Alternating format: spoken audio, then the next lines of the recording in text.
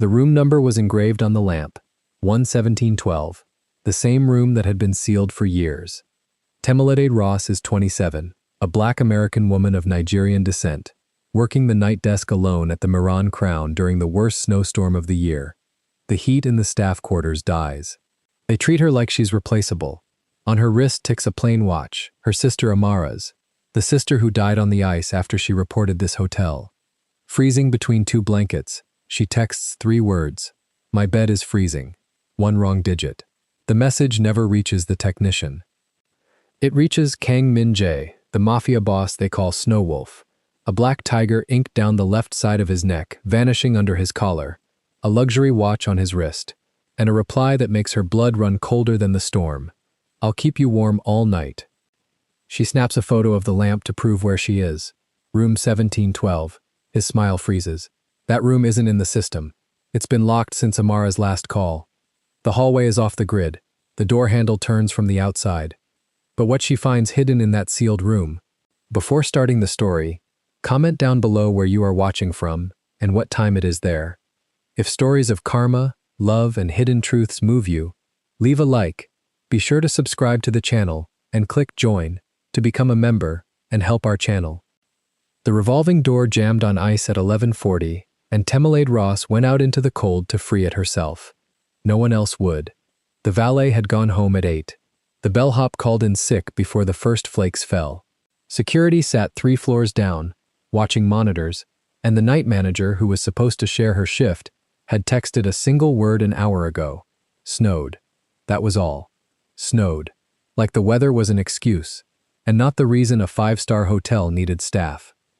She wedged her scarpin against the door's rubber seal and pushed. The glass groaned. A wall of white pushed back through the gap, needling her cheeks, catching in the collar of her blouse. She pushed again. The panel gave, spun free, and she stepped back inside before it could catch her heel.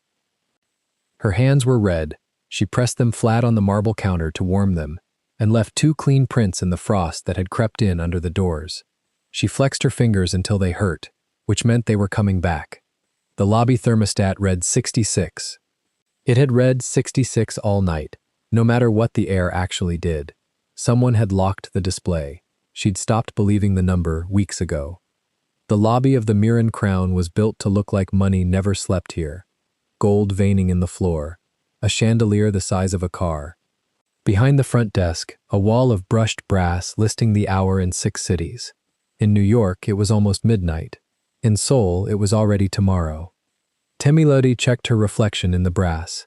Ivory blouse, bow tied at the throat. Black vest, buttoned. Bob cut clean at the jaw. She tucked one strand behind her ear and fixed the gold nameplate that had slid crooked when she fought the door. Then she looked at the watch. Not the lobby clocks. The one on her wrist. Small, plain, a scratched face and a leather band gone soft with wear. It had belonged to her sister. She turned it so the numbers faced her and watched the second hand tick, and for a moment the cold in her fingers didn't matter. The lobby phone rang. Front desk, this is Temilade. How may I help you? She said it in one breath, the way she said it 400 times a night. There's no heat. A man's voice, clipped, furious. Room 902. I am paying $1,100 and I am freezing. I'm so sorry, sir. Engineering is aware of a boiler issue on the upper floors. I can send extra blankets right now, and I'll have a technician. Blankets? He laughed, short and ugly. Send a person who knows what they're doing, not a girl reading a script. The line went dead. Temilade set the receiver down without a sound. She wrote the room number on a pad. She underlined it once. Then she picked up the radio and called down to Mateo in maintenance, because Mateo was the only person in the building who ever answered on the first try. 902 wants heat, she said. That's the 4th call since 10. Static, then his voice, tired and warm. It's not the boiler. Somebody's been cycling the zone valves. I've reset the 9th floor 3 times tonight. Cycling them how? Manually. From inside. I keep finding them turned. A pause. Don't put that in the log, all right? Just send the blankets. I'll chase it. She looked at the pad, at the word manually. Something moved at the back of her mind, quick and cold, and then the phone rang again and she let it go. It was 9:02 again. The same man. Where are my blankets? On the way up, sir. The service elevator's slow tonight. You said that 20 minutes ago. I know. I'm sorry. She heard herself say it, and hated the ease of it. How the apology came before the thought, trained into her like a reflex. I'm the only one at the desk. The moment I can leave it, I'll bring them myself. You'll bring them. He laughed that short laugh again. What are you, the maid? Tonight I'm everything. She said it lightly, and she hung up before he could hear that she meant it. She did bring them, in the end. She left the desk unmanned for 4 minutes she'd have to explain if anyone asked.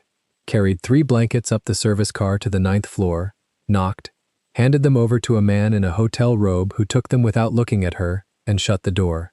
She stood in the cold hallway a moment, 57 degrees, and dropping. She could see her breath here too, 9 floors above the street, in a building that charged for warmth and rationed it in secret. By 1 in the morning, the storm had swallowed the street.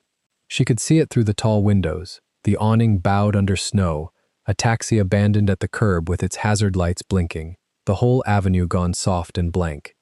22 inches, the radio said, the most in 40 years. Inside, the crown ran on skeleton staff and Temelade's 2 hands. A woman in furs came down at midnight and rang the little brass bell on the desk, though Temelade was standing directly in front of her. I need someone to carry my bags to the car.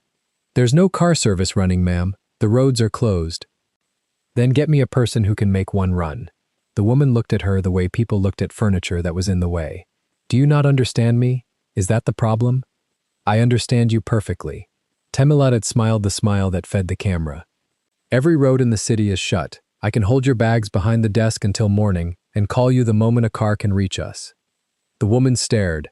Then she pushed her bags across the marble with her foot, one at a time, and walked back to the elevator without a word. Temelade lifted them behind the counter. Louis Vuitton, both of them, heavier than they looked. Her arms remembered the weight after the woman was gone. She checked in a couple who'd fled a canceled flight, their coats crusted white. She found towels for a guest whose window seal had failed. She talked a man down from screaming about his minibar charge, and she smiled the entire time, because the camera above the desk fed straight to the office of the man who signed her checks. Her phone buzzed once against her hip. A message from Imani, 2 doors down from her in the dorm. You up? No heat over here. It's brutal. You working? Temelade typed back with 1 thumb while she stamped a receipt. Working. Boiler's out here too. Kind of. Put on the wool socks and get in Deja's room. She's got the space heater. 3 dots, then a heart, then... This place would let us freeze, not blink. Temelade didn't argue. She'd learned not to type anything the company could ever read back to her. She put the phone away. That was the thing about the crown. It ran on people it could afford to lose. Valets, maids, the girl at the night desk, all of them a phone call from replaced. All of them housed 4 blocks away in a building the hotel forgot to heat. The guests upstairs paid $1,000 a night to be warm. The people who kept them warm slept in coats. Park Tae-sung ran security, and Park Tae-sung watched everything. He came up from the lower floors at 1:30, the way he always did on a bad night, to remind the staff he existed. Graphite suit without a wrinkle in it despite the hour. Earpiece coiled at his collar. He moved through the lobby the way a man moves through a room he owns. Miss Ross. He stopped at the desk. He did not lean on it. He never leaned on anything. You're alone up here. Yes, sir. Where is Mr. Delgado? He called out. The snow. Tae-sung's mouth did something that wasn't a smile. And you didn't. No, sir, I don't live far. She lived in the staff dormitory, 4 blocks east, in a building the Crown owned and rarely heated. Both of them knew it. He held her eyes a beat too long, the way he did when he wanted her to feel the distance between what she was and what he was. The Kang family arrives Thursday, he said. Board vote Friday. Everything must be perfect until then. Everything. He tapped the counter once with a knuckle. You understand what perfect means. It means no complaints reach the office. It means no complaints exist. He straightened. His eyes moved once over her. The crooked nameplate she'd fixed, the watch, the cold reddened knuckles, and came back up. You've been fighting that door again. It jams in the ice, sir. Leave it. Maintenance handles the door. Maintenance is chasing the heat. There's no one but me tonight. There is always no one but you, he said. And it wasn't sympathy, it was an observation, filed away. That's why I chose you for nights. He let that sit. Log the heating calls under guest error. Thermostat confusion. You know the code. She did know the code. She'd been told it her first week. When she still thought the code was a mistake and not a policy, she held her face still. Yes, sir. He was already turning away. She logged 3 of the 4 calls as guest error. The 4th, the manual valves, the thing Matteo asked her not to write, she left off entirely, and she didn't ask herself why her hand had made that choice for her. At 2, she ate half a protein bar from her bag and drank cold coffee. At 2:30, the lights in the east wing flickered and steadied. At 3, the last guest went up, and the lobby emptied into a silence so complete she could hear the chandelier crystals shiver when the wind hit the glass. She used the quiet to do the thing she did every slow night. She opened the personnel archive on the desk terminal. She typed a name into the search field the way she'd typed it 100 times. Ross, Amara. The screen returned what it always returned. 1 line. Employment ended. No dates. No department. No reason. A record scraped down to nothing, as if a woman had worked here 11 years and left behind a single gray sentence. Amara had been supervisor of housekeeping. Governance systems, she'd called it. The codes and schedules that kept 800 rooms turning over clean. She'd been good at it. She'd been proud of it. She'd worn a plain watch on her wrist and a green and ivory uniform, and she'd called Temelade every Sunday to complain about management and laugh about the guests. The last Sunday had been different. Temelade had replayed it so many times the words had worn smooth. Amara hadn't laughed. She'd talked low and fast, about numbers that didn't add up, about a floor that wasn't a floor, about rooms billed to guests who had never checked in. I wrote it all down, baby, she'd said. Every 11 minutes. You'll see. If anything happens to me, you go look at what I built. Temelade had told her to slow down, to eat something, to stop scaring her. Amara had gone quiet, and then she'd said, I love you, in a voice that already sounded like goodbye, and Temelade had thought it was just the wine. Then one Sunday she didn't call. They'd found her at the bottom of a service stairwell 2 days later. Ice on the steps, the report said. A fall, an accident, the kind of thing that happens in winter. There had been no railing camera. There had been no witness. The hotel had sent flowers to the funeral and a letter regretting the loss of a valued colleague. And 8 months later, they had hired Amara's little sister for the night desk, without once, in the interview, mentioning that they'd known her name before she said it. Temelade had taken the job for exactly one reason, not the pay, the access. She kept a photograph in the zip pocket of her bag, and now she slid it out and held it under the desk lamp. 2 women on a rooftop, squinting into summer light.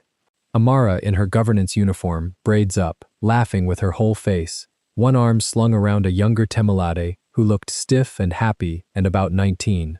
On Amara's wrist, the watch, the same watch. In the photo it caught the sun and threw a small white star.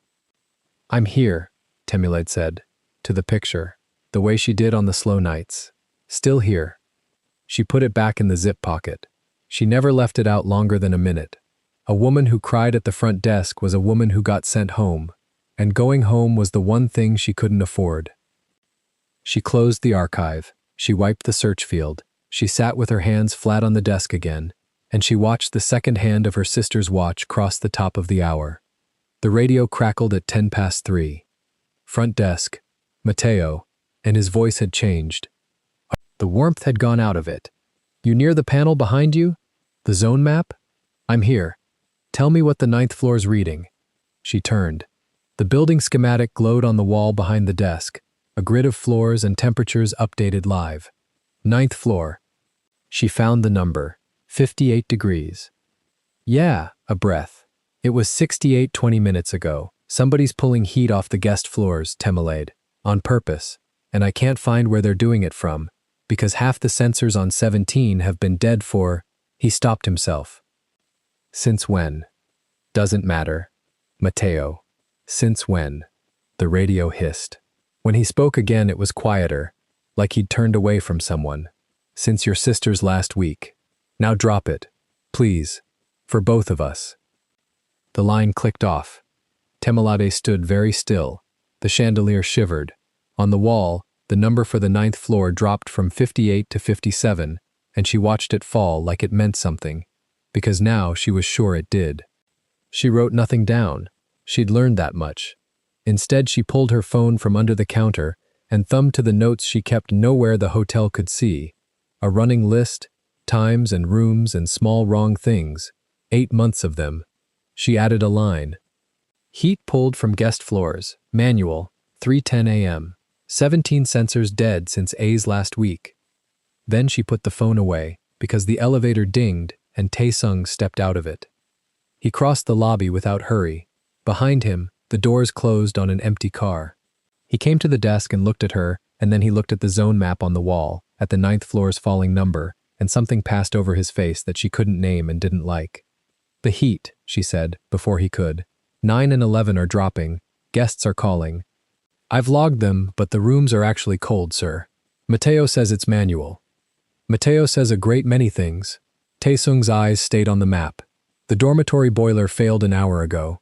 It took her a second. Our building? Staff housing.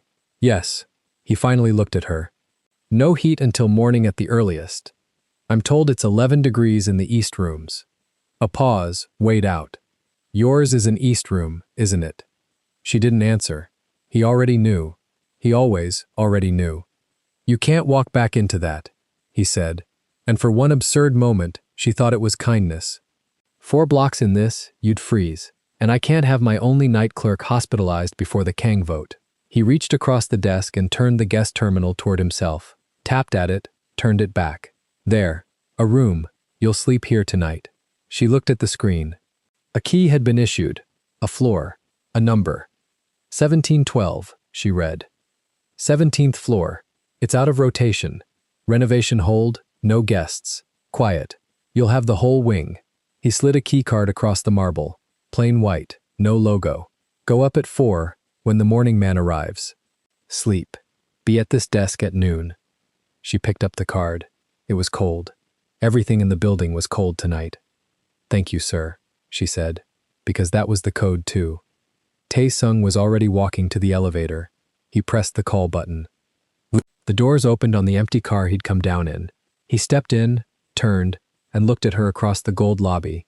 And just before the doors closed, he said one more thing, mild as weather. You look like her, you know. The doors shut. Temelade stood with the white keycard in her hand, and her sister's watch ticking against her pulse. And the wind threw snow against the tall glass. And on the wall behind her, the number for the 9th floor dropped 1 more degree. She turned to the terminal. Her fingers were steady, which surprised her. She opened the room directory, the master list, every space in the building, closets and mechanical rooms and all. She scrolled the 17th floor, 1710, 1711, 1714. There was no 1712. She scrolled back. She typed the number into the search. The system returned nothing. Not a renovation hold, not out of rotation, nothing. The way Amara's record was nothing. A room scraped down past its own existence, and yet the keycard in her hand had been cut for it 30 seconds ago, and the lobby log showed the entry in plain gray text.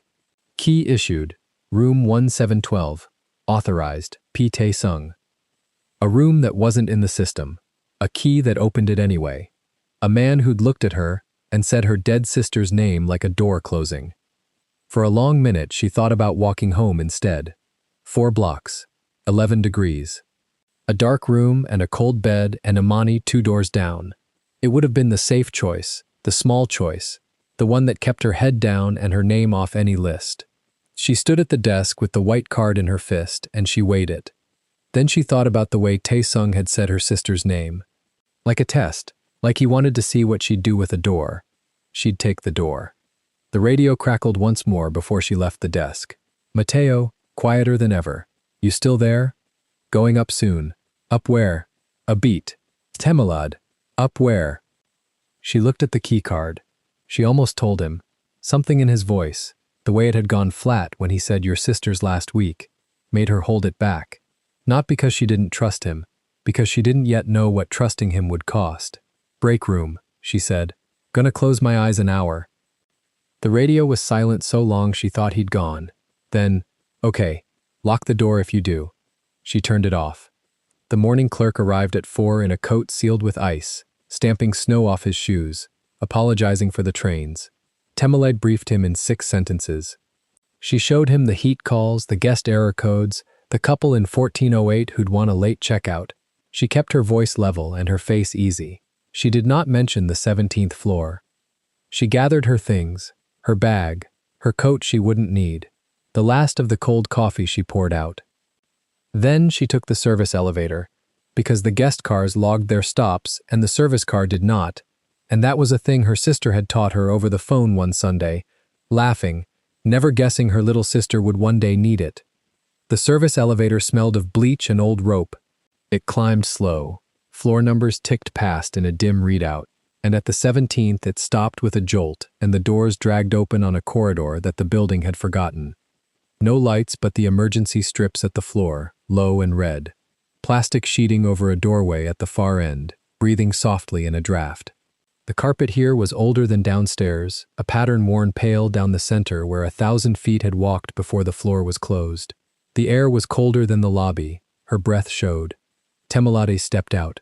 The doors closed behind her, and the elevator sank away and took its little light with it. She walked the corridor by the red strips.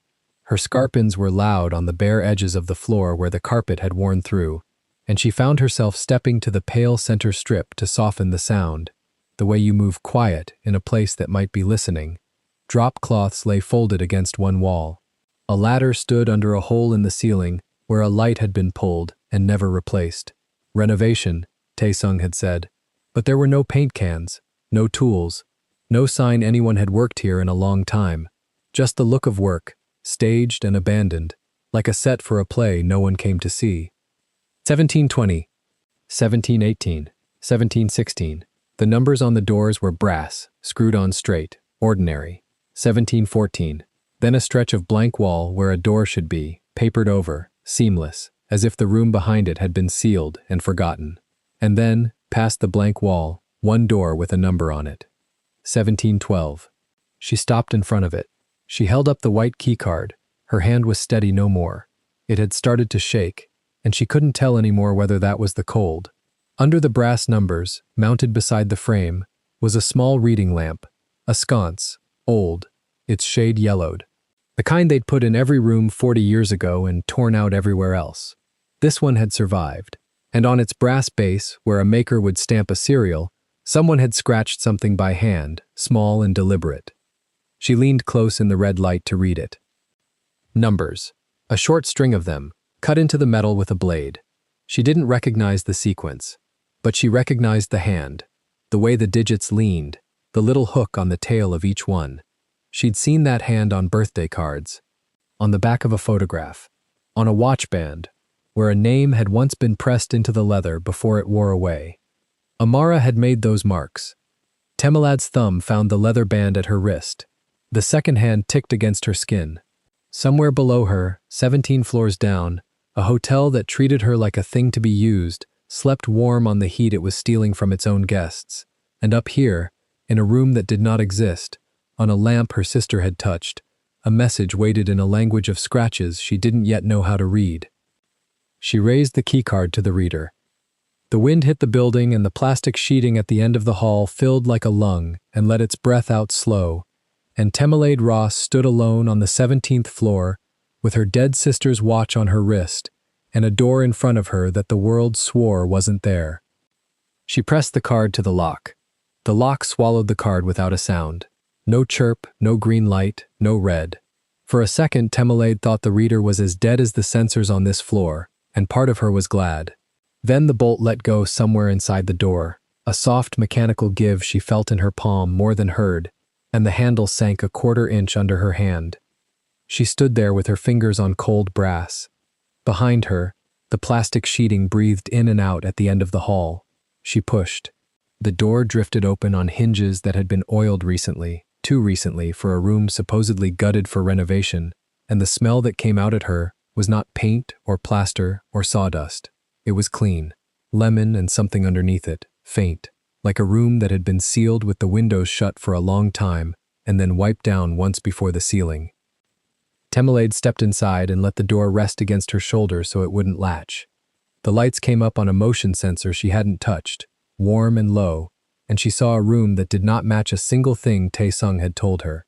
No drop cloths, no stacked furniture under sheets. A king bed made with hospital corners, a chair by the window with a folded throw across the arm, a desk, a lamp, a room ready for a guest who was never assigned, on a floor that didn't route to the network, in a hotel that swore this number didn't exist. She checked the thermostat first. Habit, 61 and holding, while the 9th floor bled out at 57, and the east side of the dorm sat at 11. Somebody kept this room warm on purpose. Somebody kept it ready. Her hands were shaking, and she told herself it was the cold in the hall still working out of her fingers. She crossed to the bed and sat on the edge, and the mattress took her weight like it had been waiting. Amara had stood on this floor. Amara had scratched numbers into the sconce by the door in that cramped left-leaning hand she used when she was writing fast and didn't want anyone reading over her shoulder. Temelade had 8 months of reasons to be in this building, and every one of them lived on the 17th floor, and she was finally on it, and all she could do was sit on a stranger's bed with her coat still buttoned and shiver. The heat found her slowly. She pulled the edredons around her, 2 of them, thick and white, and got her legs up and her back against the headboard without taking her shoes off, because taking her shoes off meant staying, and staying meant this was real. The wind hit the tower and the whole floor seemed to lean into it and settle back. Somewhere below her, the building was starving 9 floors of guests for heat while it fed this empty one, and she lay in the middle of that arithmetic and could not make it come out to anything except a room kept ready for someone. Ready for who? The plate said 1712. The system said nothing. Her sister said, "A floor that isn't a floor." And here was the floor, warm as a held breath. Her phone was in her coat pocket. She worked it out with 2 fingers. 12% battery, no charger. Of course.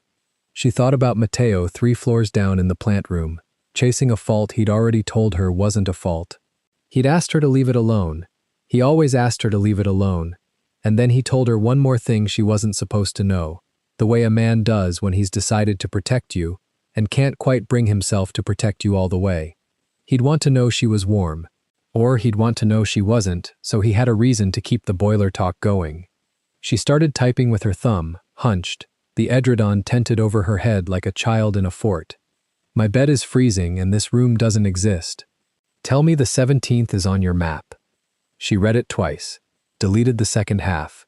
He'd told her to stay off anything the company could read, and a text was a text. She cut it down to what a cold woman texts a friend at 4 in the morning.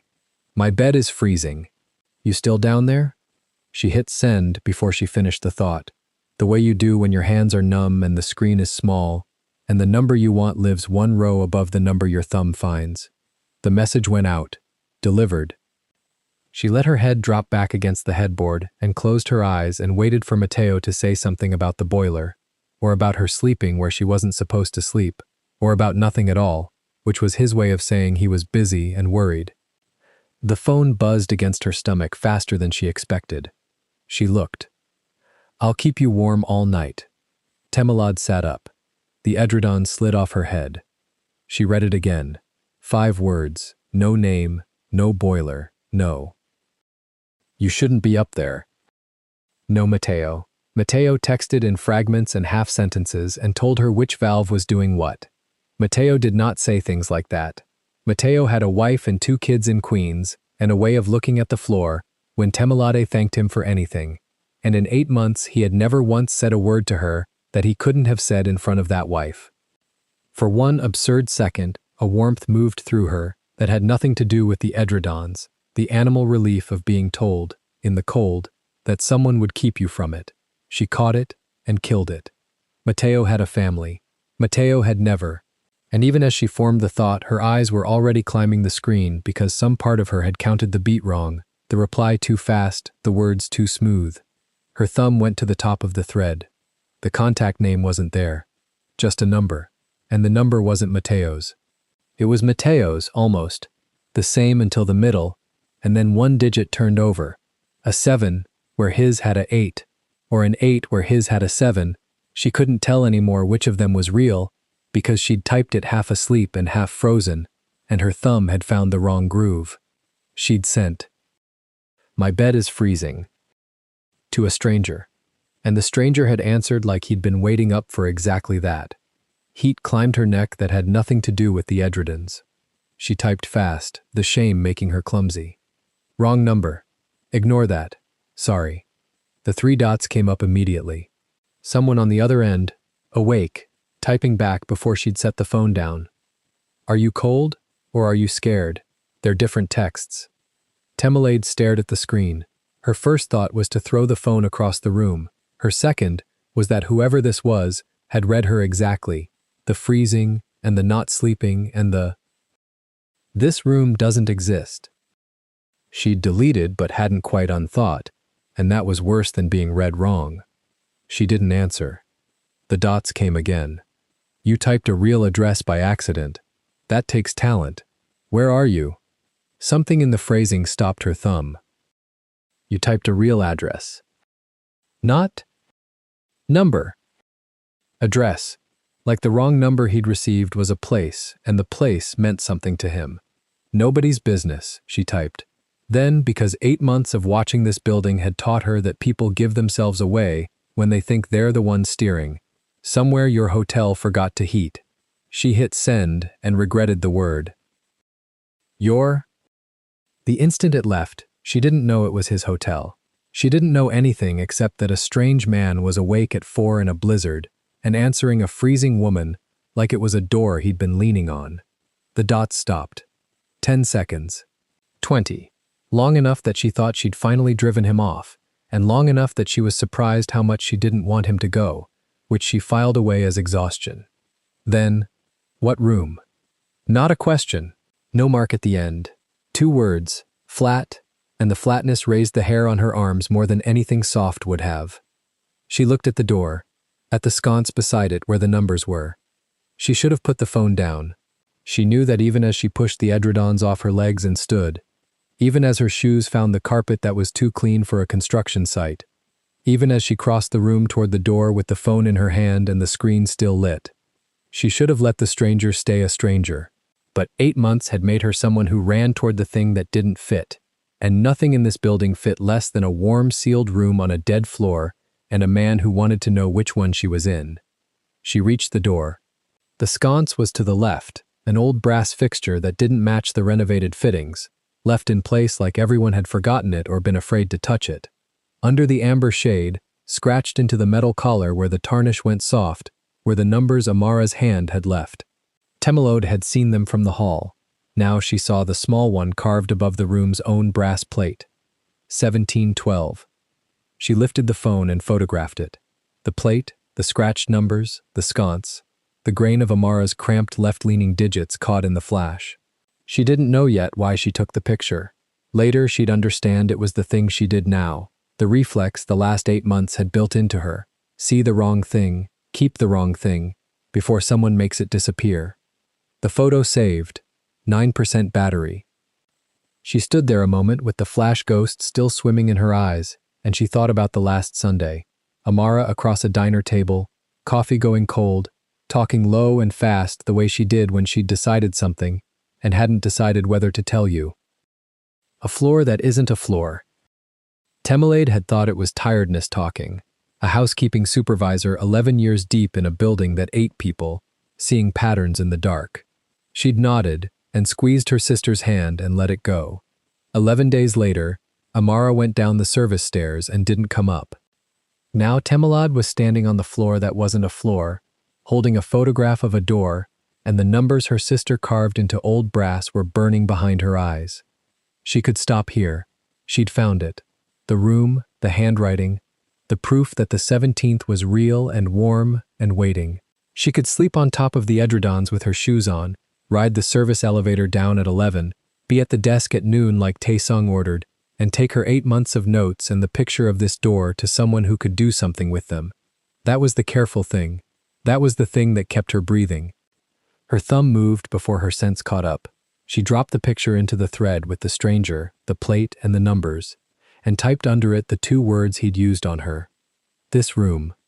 She sent it and stood in the warm silence with her heart going and waited for. I'll keep you warm all night. to turn into something she could laugh off in the morning. The dots came up. Then they stopped. Then nothing. 20 seconds of nothing. From a man who'd answered inside 3. Temelade watched the screen the way you watch a face, and the absence had a shape to it. The shape of someone who had picked up a phone expecting a woman texting the wrong number and had just been shown a photograph of a door. When the reply finally came, it was one line, and every word landed separate. Who gave you a key to that room? She didn't answer right away. She was reading the question wrong 3 different ways, and every one of them was worse. Who gave you a key? Not. How did you get in? Not. That's a construction floor. Not. You shouldn't be up there, kid.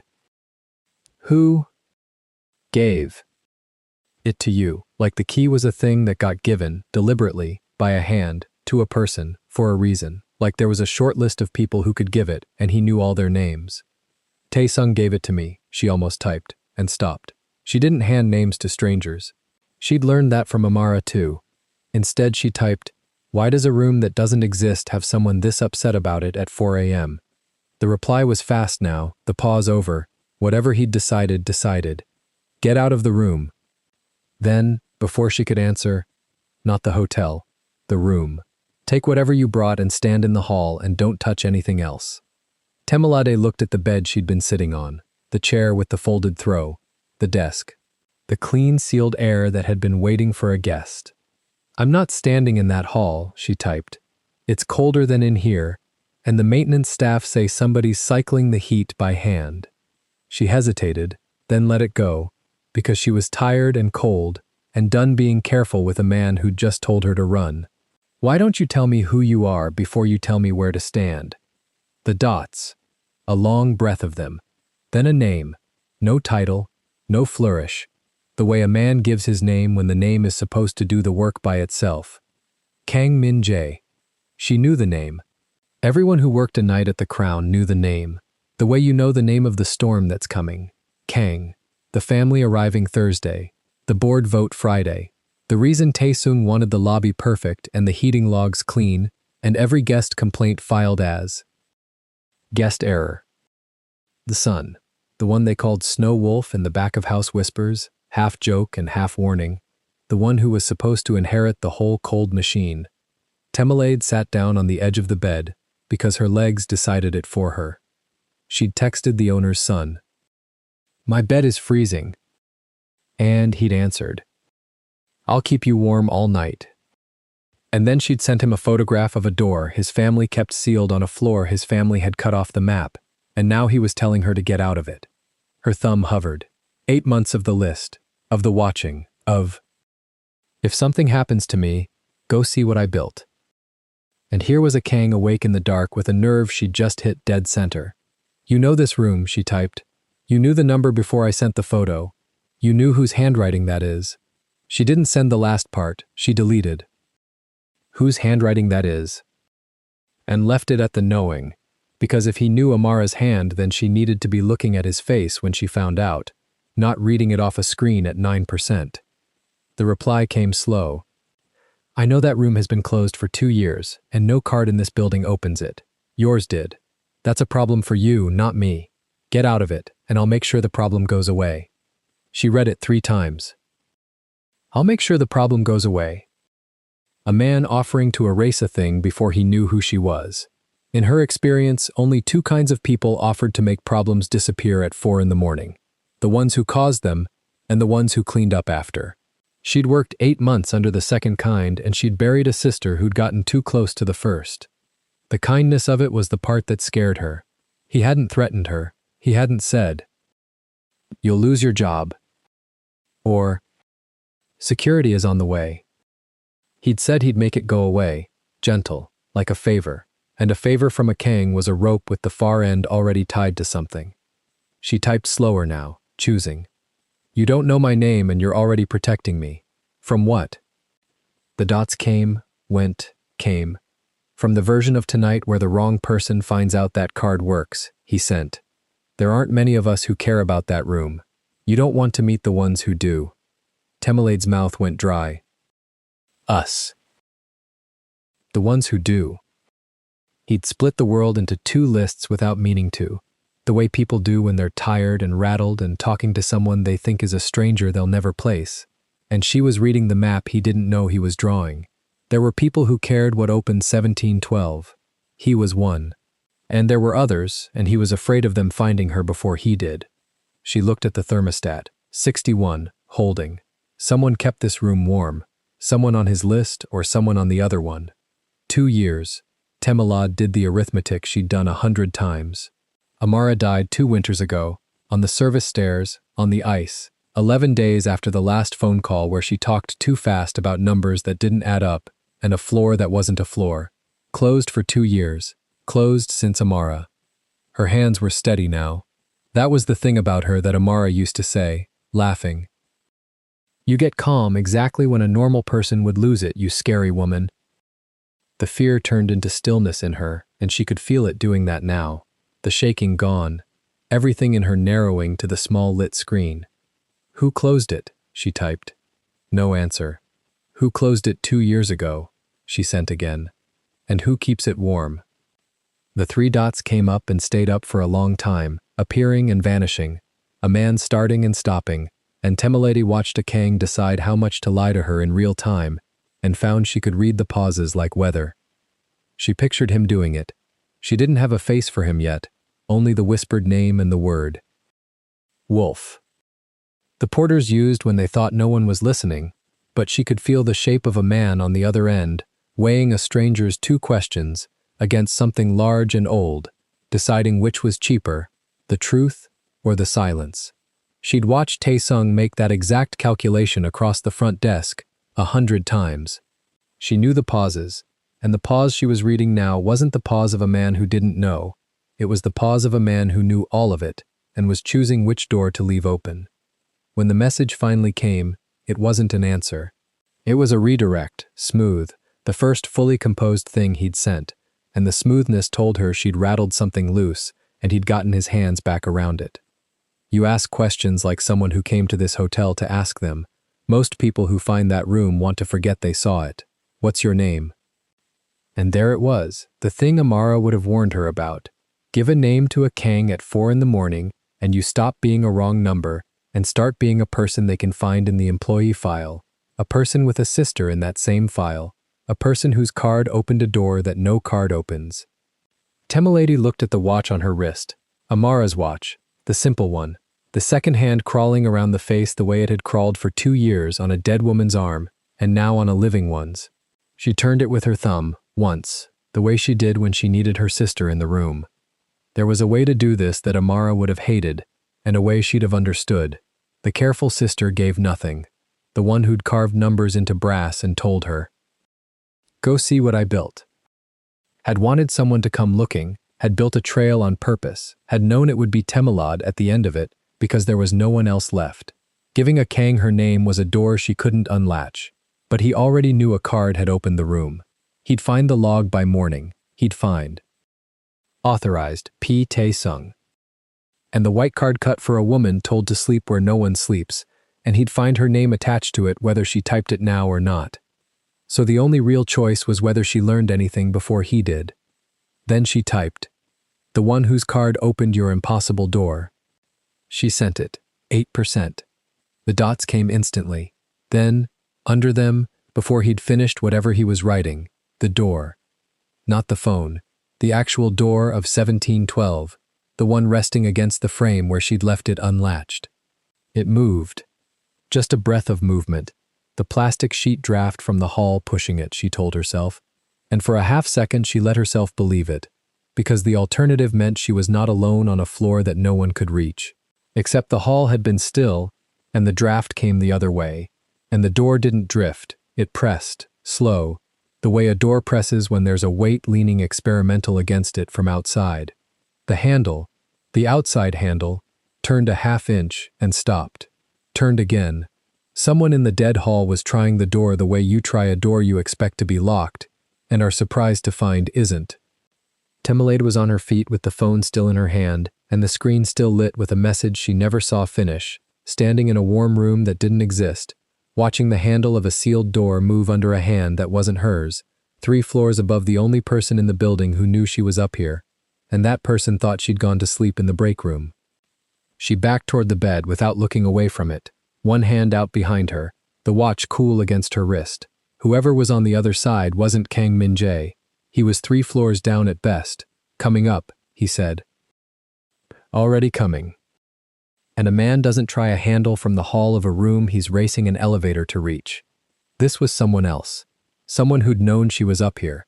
Someone who knew the card that shouldn't work had worked, because he was the one who'd cut it. The handle turned all the way down. The phone buzzed in her palm. One last line from Kang Min-jae arriving in the exact second the door began to open, and she looked down and read it while the light from the hall came in across the too clean carpet. Don't open the door for anyone. I'm already coming up. She hadn't opened it. That was the last clear thought she had before the hall light widened across the carpet and a shadow leaned into the room. She hadn't opened it for anyone, and it was opening anyway. The shadow stopped halfway across the carpet. It did not step in. It leaned, testing the weight of the room the way a man tests ice he does not trust. And then a voice came through the gap, low and even. You shouldn't be up here. Not Min-jae. She knew that before the face resolved out of the red emergency light. The gray suit came first, then the grizzled temples, then the small earpiece coiled tight against the skull. Park Tae-sung filled the doorframe without hurrying, one hand still on the outer handle he had just turned. Temilade stayed by the bed. The phone sat warm against her palm, screen down now, 8% bleeding toward 7. You gave me the card, she said. For the 17th floor break room. He glanced at the made bed, the 2 duvets pulled loose, the manta folded over the chair arm. His eyes moved across the clean room the way a landlord counts damage. Not for this. There's no break room on 17. There's a lot on 17 that isn't on the board. He came in one step. The plastic sheeting behind him breathed against the wall and went still. The question is how a night clerk ended up behind a door that's been sealed 2 years. She heard the trap close in the word. Sealed. He had said reform, he had said out of rotation. Now he said sealed, and he watched her face to see if she caught it. She caught it. She kept her face flat. I pressed the card, she said. It opened. I was cold. Cards don't open dead rooms. Yours did. The earpiece crackled. He touched it, listened, and something in his jaw shifted a half degree. Whatever he heard, he had not planned for it. He looked at her again, and this time the count in his eyes was different. He was recalculating. Give me the phone, he said. Why? Because you took a photograph of a door that doesn't exist, and I'd like it not to exist a little longer. His hand came out, palm up, steady. Nothing happens to you. You made a mistake in the storm. We forget it. You go back downstairs, you finish the week, the Kangs arrive, the vote passes. Everyone keeps their job. A pause, waited. Some people keep more than that. She thought of Amara's handwriting scratched into the brass 3 feet from his shoulder. She thought of 11 minutes. She did not look at the sconce. I'll delete it in front of you, she said. After you tell me why a sealed room stays heated to 61 when the 9th floor is bleeding out at 57. The palm did not move, but the fingers curled a fraction, then flattened. You've been looking at temperatures, he said softly. That's a housekeeping habit. Governance. He let the word land. Your sister had it too. There it was. He set Amara's name on the floor between them like a card face up, and he waited to see her flinch. She did not give it to him. She had spent 8 months learning not to give it to him, but her thumb pressed the phone harder, and he saw the knuckle whiten, and he almost smiled. Downstairs, he said. Now, bring the phone. The elevator chimed at the end of the dead corridor. Both of them turned. It was the service car, the one that logged nothing, and it should not have chimed because service cars did not announce themselves. The doors rolled back on a wedge of clean white light, and a man stepped out into the red. He was tall enough that he ducked out of habit, though the frame cleared him. Black coat, long, the collar up against a cold that wasn't in the building. Behind him, a step back, a woman in a charcoal suit held a leather folio flat against her chest, like a shield she had used before. Tae-sung straightened. The earpiece hand dropped to his side. Mr. Kang, he said. You weren't due until Thursday. Kang Min-jae did not answer him. He looked past the security director, down the length of the ruined hallway, to the open door of 1712, and the woman standing inside it, in a night clerk's uniform, with a gold badge catching the emergency light. He looked at her for a long moment. Something moved behind his eyes and got put away. "The storm moved my plane," he said, still to her, not to Tae-sung. "You're the card." "I'm the card," Temilade said. The woman behind him spoke without stepping forward. "Vivienne Cho, legal." Her voice was dry, precise, the voice of someone who had read the room in 4 seconds and did not like the arithmetic. "Director Park, why is a sealed asset occupied at 4 in the morning?" "An error in the storm," Tae-sung said. "I was correcting it." "By taking her phone," Min-jae said. The hallway went quiet enough to hear the plastic breathe. Tae-sung's mouth opened. Min-jae had already turned from him, crossing the corridor in 3 unhurried strides, and now he was in the doorway of 1712, close enough that Temilade had to tilt her chin. Up close, the tiger on the left side of his neck showed above the black collar, the head near the ear, the body vanishing under the fabric. She had heard the name, Snow Wolf. She had built a picture. The picture had been smaller than this. "You took a photograph," he said, low, for her. "Yes." "Of what?" "You saw it. You went quiet for 20 seconds. He did not deny the 20 seconds. His eyes went past her, into the room, to the made bed and the folded manta, and the thermostat glowing its patient 61, and his throat moved once. "Who told you this room was here?" he said. "No one told me. He sent me here." She tipped her head at Tae-sung without looking away from Min-jae. "To sleep. In a room that isn't in the system. Ask yourself why a man puts a clerk in a sealed room in the middle of the night." Vivian's pen stopped moving over the folio. Min-jae's face did something small and terrible and controlled. He turned his head, just his head, toward the security director. "Get out of this hallway," he said. "Sir, protocol requires..." "Protocol..." Min-jae let the word sit. "You sealed this floor off the network. You cut the sensors. You put a stranger in the one room I told you never to touch, and you did it the week the board votes." He was not loud. That was the frightening part. "Downstairs, director. Wake up whoever runs the boiler rotation and have them explain to Miss Cho why the 9th floor is freezing while a dead room is warm." Tae-sung looked at the 3 of them. He looked at the open door. Whatever he had walked up here to finish, it had rearranged itself into something he could not finish now, not in front of a Kang and a lawyer. "Of course," he said. He walked to the service elevator. He did not hurry.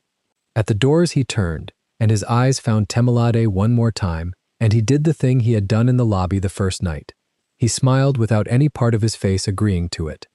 "You really do look like her," he said, and the doors closed on him. The word, "her," hung in the dead air after the car dropped. Min-jae had gone still. Vivian looked from the shut elevator to the clerk to the man in the black coat, and she wrote something small in the folio and said nothing, which was its own kind of speech. "Like who?" Min-jae said. To Temilade, very quietly. She weighed it. 8 months of weighing. The phone at 7%. The photograph. The lawyer with the pen. The man who had gone silent for 20 seconds at a picture of a door. "Amara Ross," she said. "My sister. She worked here 11 years. Governance. She died 2 winters ago on the service stairs. They called it ice. She let it out flat, without heat, because heat would have broken it. This room's been sealed 2 years. That's the same 2 years. You knew that when I sent you the picture. That's why you went quiet." The corridor held its breath. Min-jae looked at her, and for one unguarded second he was not 30, and he was not Snow Wolf, and he was not the man whose name moved rooms. He was younger than that, and something old had just been dug up in front of him. Then the second closed. "Miss Cho," he said, without turning, "is this floor on any camera?" "You told me it wasn't," Vivian said. "In the car. You were right. A beat. There's nothing on this floor recording anything, which is convenient for whoever put her here." "It's not convenient for me," he said it half to himself. He shrugged out of the long coat. Temilade tensed. He did not come at her with it. He held it out at arm's length, folded once over his forearm, the way you offer something to a person you have decided not to frighten. "The hall is colder than the room," he said. And I'm not standing in a sealed room with you at 4 in the morning with no camera and my lawyer as the only witness that nothing happened. So, he set the coat on the arm of the chair, near her, not on her. Take the chair. Take that. Ms. Cho stands in the doorway where she can see both of us the whole time. Nobody touches anything. When it's light, we go down, and we do this in a room with windows and a record. You could just take the phone, she said. He tried. He tried because the picture is the only thing that scares him. Min-jae looked at the sconce then, finally, the brass fixture beside the door with the numbers scratched into it.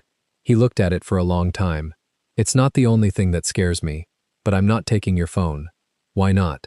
Because if I take it, I'm him. He said it simply. And I've spent 2 years trying not to be him. Vivienne moved to the doorway. She set her back against the frame, folio against her chest, one eye on the hall and one on the room, and she did the thing lawyers do when they have decided to be a witness on purpose. She checked her watch, out loud. 4:11, she said. For the record. Temelade sat in the chair. She pulled the coat across her knees.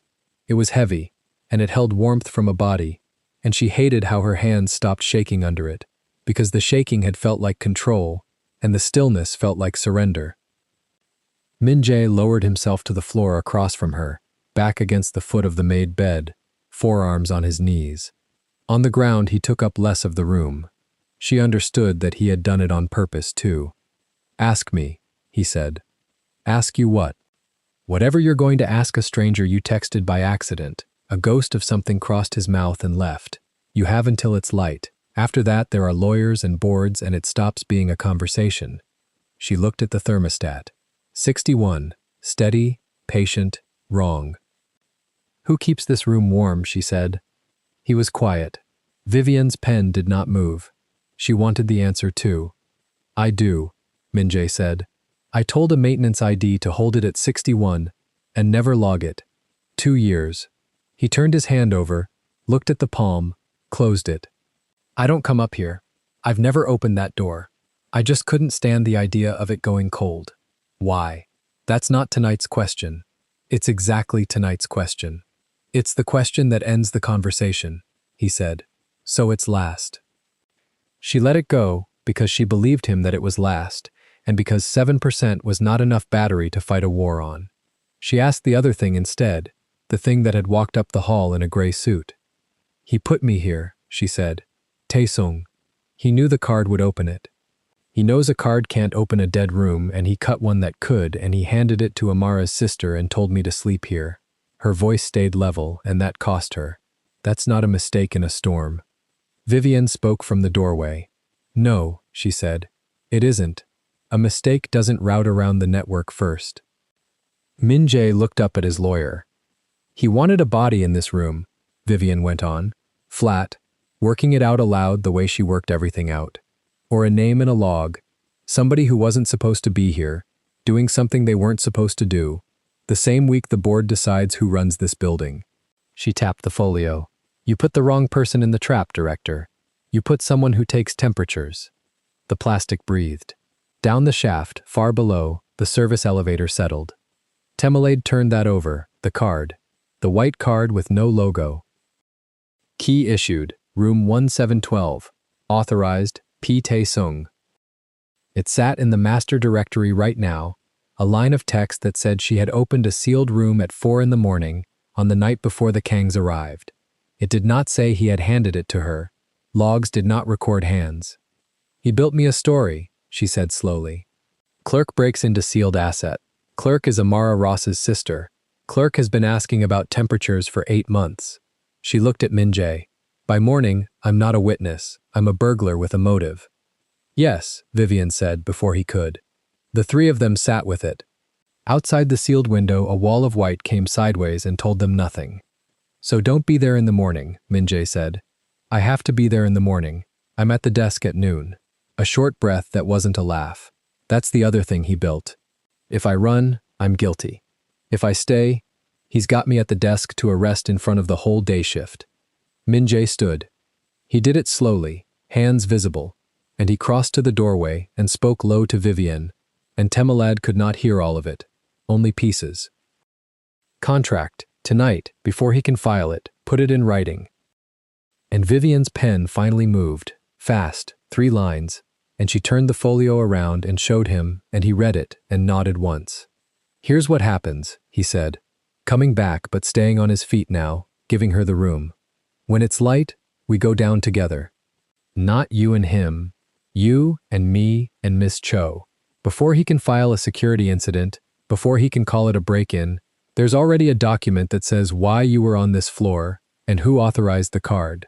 He tipped his head at Vivian. Legal writes it. Legal timestamps it. You were sent here by the director of security under a maintenance error during a life safety event. That's not a break-in. That's an assignment. And when he says I stole the card, the log says he authorized it. It has his name on it, not yours. Min-jae almost smiled. He was so busy building your story, he signed his own. Temilade looked at him. Why would you do that? Because I need him to lose the vote, Min-jae said, and you just handed me the reason. And because, he stopped. He looked at the sconce again, the numbers, then away. Because 2 years ago, I let someone walk down a set of service stairs and I didn't put anything in writing. I'm not doing that twice. The room went very still. She heard it, the shape of it, under the words. I let someone walk down a set of service stairs. She filed it where she filed everything, in the list that was not on any company server, and she did not reach for it now, because 7% and because his face had already shut the door on the sentence. That's not tonight's question either, she said. No, he agreed.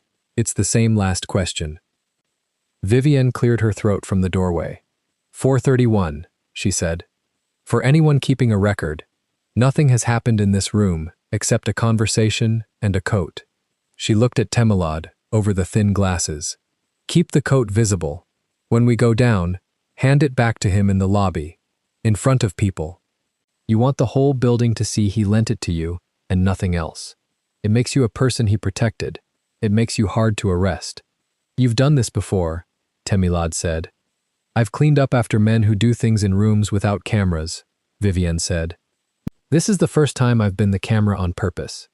The light took a long time to come. They waited it out.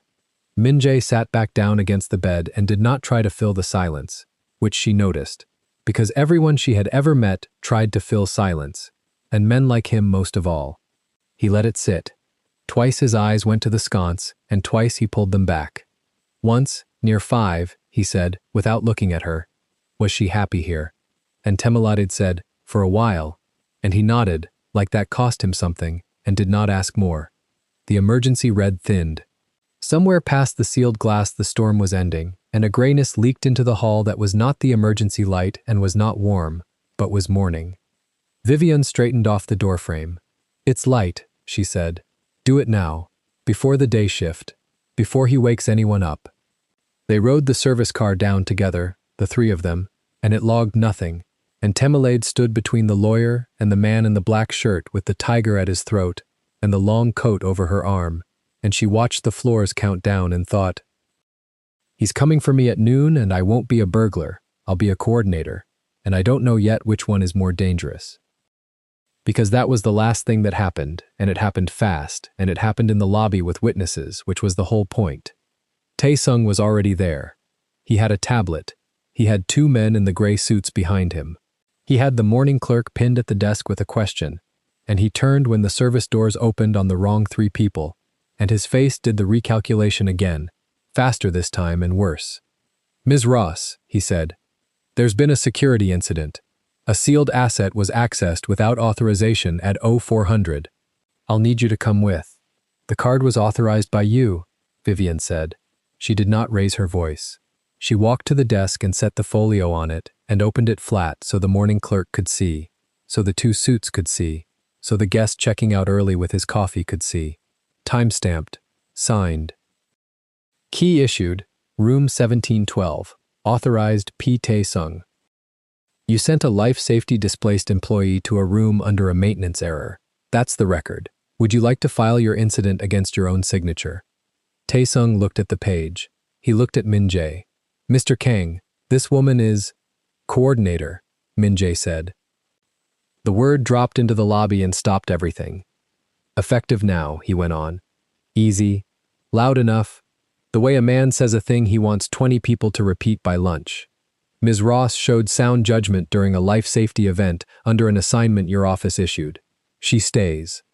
She's promoted, guest services coordinator, reporting up, not to security. He let his eyes move to Taesung and stay there. You wanted to fire her? I want her name on a door that opens. Temalade heard the trap in it even as it saved her. A coordinator had access. A coordinator had records.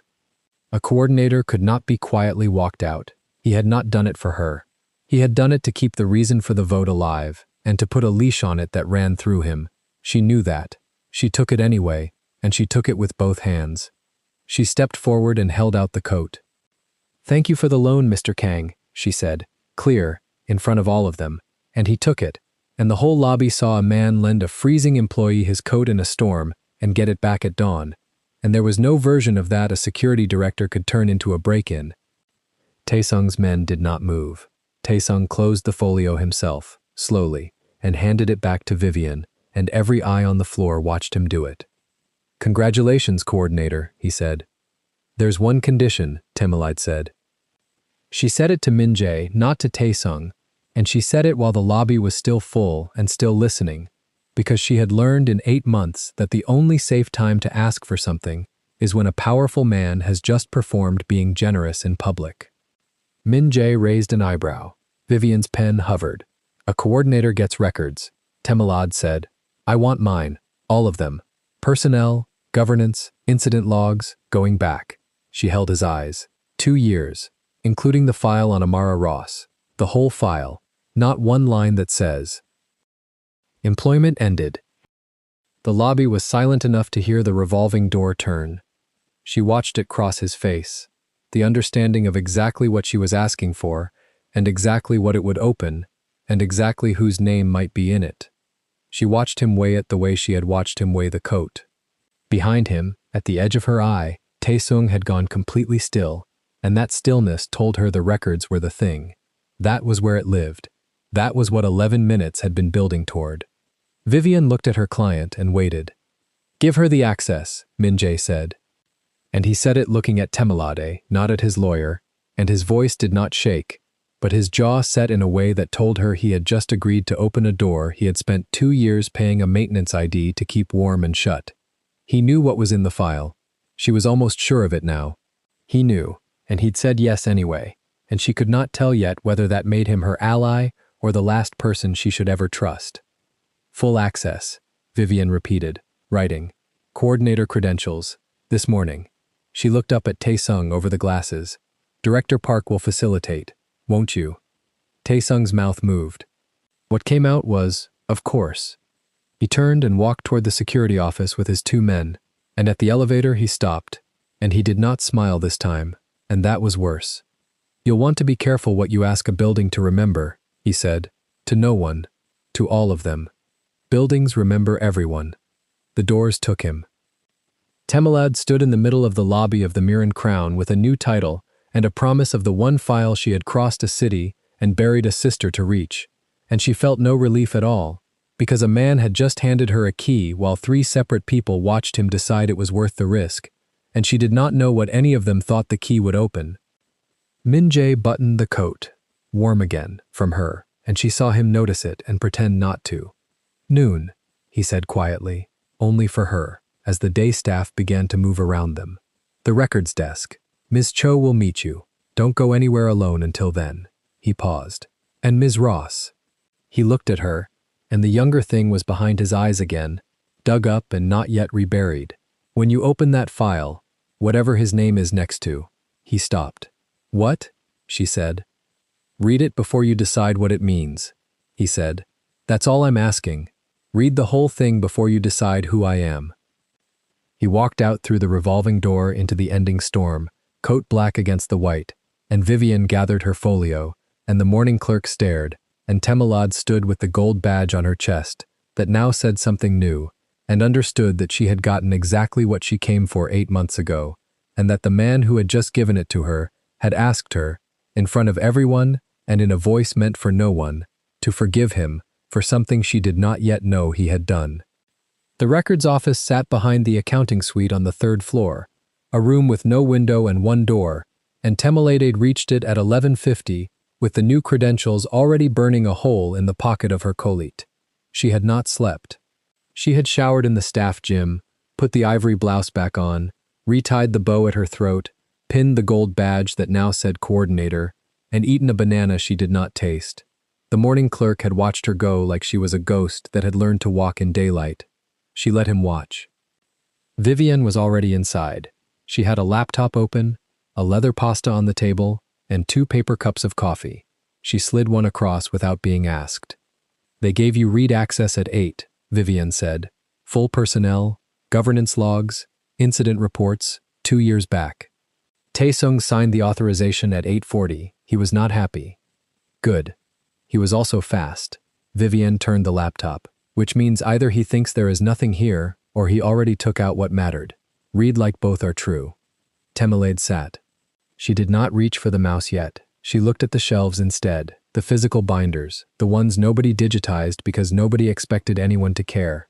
Governance, housekeeping, maintenance zone logs, 2 years of a building breathing, written down. Where does a supervisor's own file live? She asked. Personnel is digital, but the governance shift logs are paper. Amara would have signed those by hand. Temelade stood back up. She went to the binders. She found the maintenance zone logs first, because that was the thread she could already hold. She wanted the night the heat started bleeding. The manual valve cycling Mateo had refused to write down. She wanted to know if it had a pattern. It did. That was the first turn. She had assumed the heat theft was recent. 8 months of her list said it started when she started paying attention. But the binder went back further, and the numbers were there in someone's tidy engineering hand, and the pattern was not random and it was not new. Zone valves on the guest floors cycled down, not on a schedule tied to weather, not tied to occupancy, tied to nothing the building would ever need. She ran her finger down the timestamps.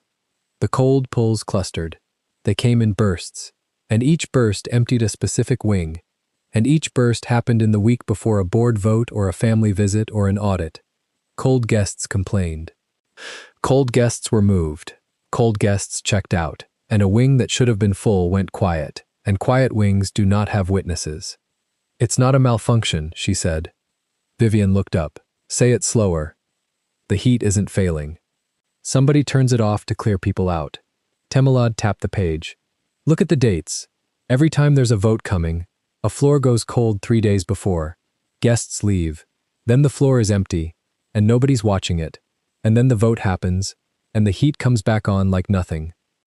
Vivian came around the table. She read where Temelade pointed. Her jaw moved once. That's this week, Vivian said. That's this week. Temelade turned the page. 9th floor went cold Tuesday. 11th went cold last night. The vote is Friday. They're emptying the guest wings right now, and Taesung wrote 3 of the calls down as guest error, and I wrote them down too because he told me to. The room was very still. Somewhere below, an elevator settled. Why empty the floors? Vivian asked. It was not a challenge. She wanted Temelade to keep pulling. I don't know yet. Temelade closed the maintenance binder. But Amara knew. She said it 2 winters ago. A floor that isn't a floor. Rooms billed to guests who don't exist. She set the binder down flat. If a wing's empty on paper but the system still runs it, you can put anything in those rooms. Charges, names, money. Nobody's there to say the room was dark. Vivian sat on the edge of the table. That's a lot to build off a valve schedule. Then let's build more. She went back to the shelves. She pulled the governance binder for the season Amara died. The spine was cracked. She opened it on the table and turned to the last weeks of that winter, and there it was, her sister's handwriting. The same slanted hand scratched into the sconce on the 17th floor, alive here in blue ink on ruled paper. Shift start, shift end, rooms serviced, anomalies noted. Temelade's hand went flat on the page for a second before she could read it. The last 4 entries were initialed AR, and then they stopped. Not tapered off. Stopped. Midweek. A Thursday, and then nothing, and then a different supervisor's hand took over the following Monday, with no note about why the shift had changed. She was working the night she died, Temelade said, or the night before. She signed in, and she never signed out. She turned the page. The Monday hand had written a single line at the top. Zone anomalies resolved. Close prior notes. Somebody told them to close her notes. Resolved. Everything she flagged, gone with one word. Who countersigns a governance close? Temilade looked at the bottom of the entry. There was a countersignature box and it was filled, and the initials were not AR. They were PTS. She stared at them. Park Tae-sung had signed the line that erased her sister's last month of work. He was security then too? She asked. He was rising then. He countersigned governance closures during the transition. Vivian's voice had gone careful. That's not a crime by itself. It's procedure. It's procedure to close your own trap. Temilade did not raise her voice. That was the thing Vivian would say afterward, to Min Jae, that the girl never raised her voice, and that was what made it hard to look at. He knew Amara's name before he hired me. He put me in her floor. He signed her notes closed. Every part of this touches him, and I keep being told it's procedure. Vivian let a breath out through her nose. Okay, she said. Okay, then we stop looking at what he closed. We look at what she opened. Temilade turned back to Amara's entries. And now she read them not as a grieving sister, but as a woman who had spent 8 months making her own secret list, and she saw what her own habit had blinded her to. Amara logged in patterns. Every anomaly note carried a time, and the times were not round. They were not on the hour or the quarter. They came at strange intervals, an entry, and then 11 minutes later a second, and 11 after that a third. Not always. But when Amara had wanted to mark something as real, as deliberate, she buried it in a cadence of 11 minutes, and anyone skimming for round numbers would have slid right past it. 11 minutes, Temilade whispered. What? She said it on the phone, the last Sunday. She said she wrote everything down every 11 minutes. I thought she meant she was scared, checking the time. Temilade's finger moved from stamp to stamp, and the cadence held and held again. It's not fear, it's a key. She used 11-minute gaps to mark which entries were the true ones. Everything spaced 11 minutes apart, that's her flagging it. That's her telling whoever came after, read these, ignore the rest. Vivian pulled the laptop closer and started typing. Then let's read only those. How do you know it's 11 and not 10, not 12? Vivian asked. She was not doubting. She was testing the weight of it, the way she would test it Friday if a board member asked. Because I do this? Temilade pulled her own phone out, unlocked it, opened the note nobody had ever seen. 8 months of a private list, timestamps and half-sentences, heat pulled from guest floors, dead sensors, a room that wasn't a room. This is mine. I've been keeping one for 8 months. I keep it in gaps too, so if anybody read my phone, they'd see a woman worried about being cold, not a woman building a case. She turned the screen face down. She taught me to count without knowing she taught me. I learned it watching her do the grocery list. Same trick. You bury the real numbers in a rhythm. Vivian looked at the face-down phone for a moment longer than she needed to. 2 sisters, she said, both hiding the same way. One of us is still alive to say it out loud. They worked it together. Temilade called the timestamps. Vivian cross-checked them against the digital personnel and billing extracts she had access to, and the 11-minute entries, pulled out and lined up, stopped being a housekeeping log and started being an accusation. Room serviced, floor 17, no guest on record. Linen count, floor 17, exceeds occupancy of 0. Key issued, room 1712, guest name blank. 1712, Temilade said. She was writing about my room, 2 years before it was my room. It was never a guest room. Vivian turned the screen. Look, the billing extract has charges posted against 1712 going back years. Occupancy 0 the whole time. Somebody was running money through a room nobody slept in. A floor that isn't a floor. Temilade sat down slowly. She found it, she wrote it in a code only another person who counts things would ever catch, and then she stopped signing out on a Thursday. Temilade read the 3 lines again. Room serviced, no guest. Linen exceeds 0. Key issued, name blank. She read them the way you read a letter from someone who is not coming back, slow, so it would last. She was scared, and she still counted, Temilade said. That's the part nobody would believe. You'd think fear makes you sloppy. It made her precise. Her thumb pressed the ruled paper flat. She sat on that floor at 3 in the morning and wrote down linen counts that proved a room nobody slept in was being serviced. And she spaced them 11 minutes apart so a man skimming for round numbers would miss them. And then she went home and called me and told me she'd built something. She swallowed. And I told her to be careful. And I hung up because I had a shift. You didn't know. No, I didn't know. Temelaide turned the page and turned it back, as if the entry might read differently the second time. She said if something happened to her I should go see what she built. I thought she was being dramatic. My big sister was always a little dramatic. A short sound came out of her, not a laugh. She wasn't being dramatic. She was writing a will in linen counts. Neither of them said the next part. It sat in the room with them, in the windowless quiet, the shape of a woman who had built a trap for the people erasing her, and had been erased before the trap could spring. Vivienne broke first. This is enough to open an inquiry. Personnel irregularities, billing against a sealed asset. I can take this to... To who? Temelaide said. The board votes Friday. Taesung runs security, and he already signed the paper that could bury it. If you file today, he shreds tonight. She shook her head. Paper isn't enough. He'll say Amara was wrong. He'll say the codes are coincidence. He'll say I'm a grieving sister who got promoted overnight and started seeing patterns. She looked at Vivienne. He'll say what you almost said. Vivienne had the grace not to argue.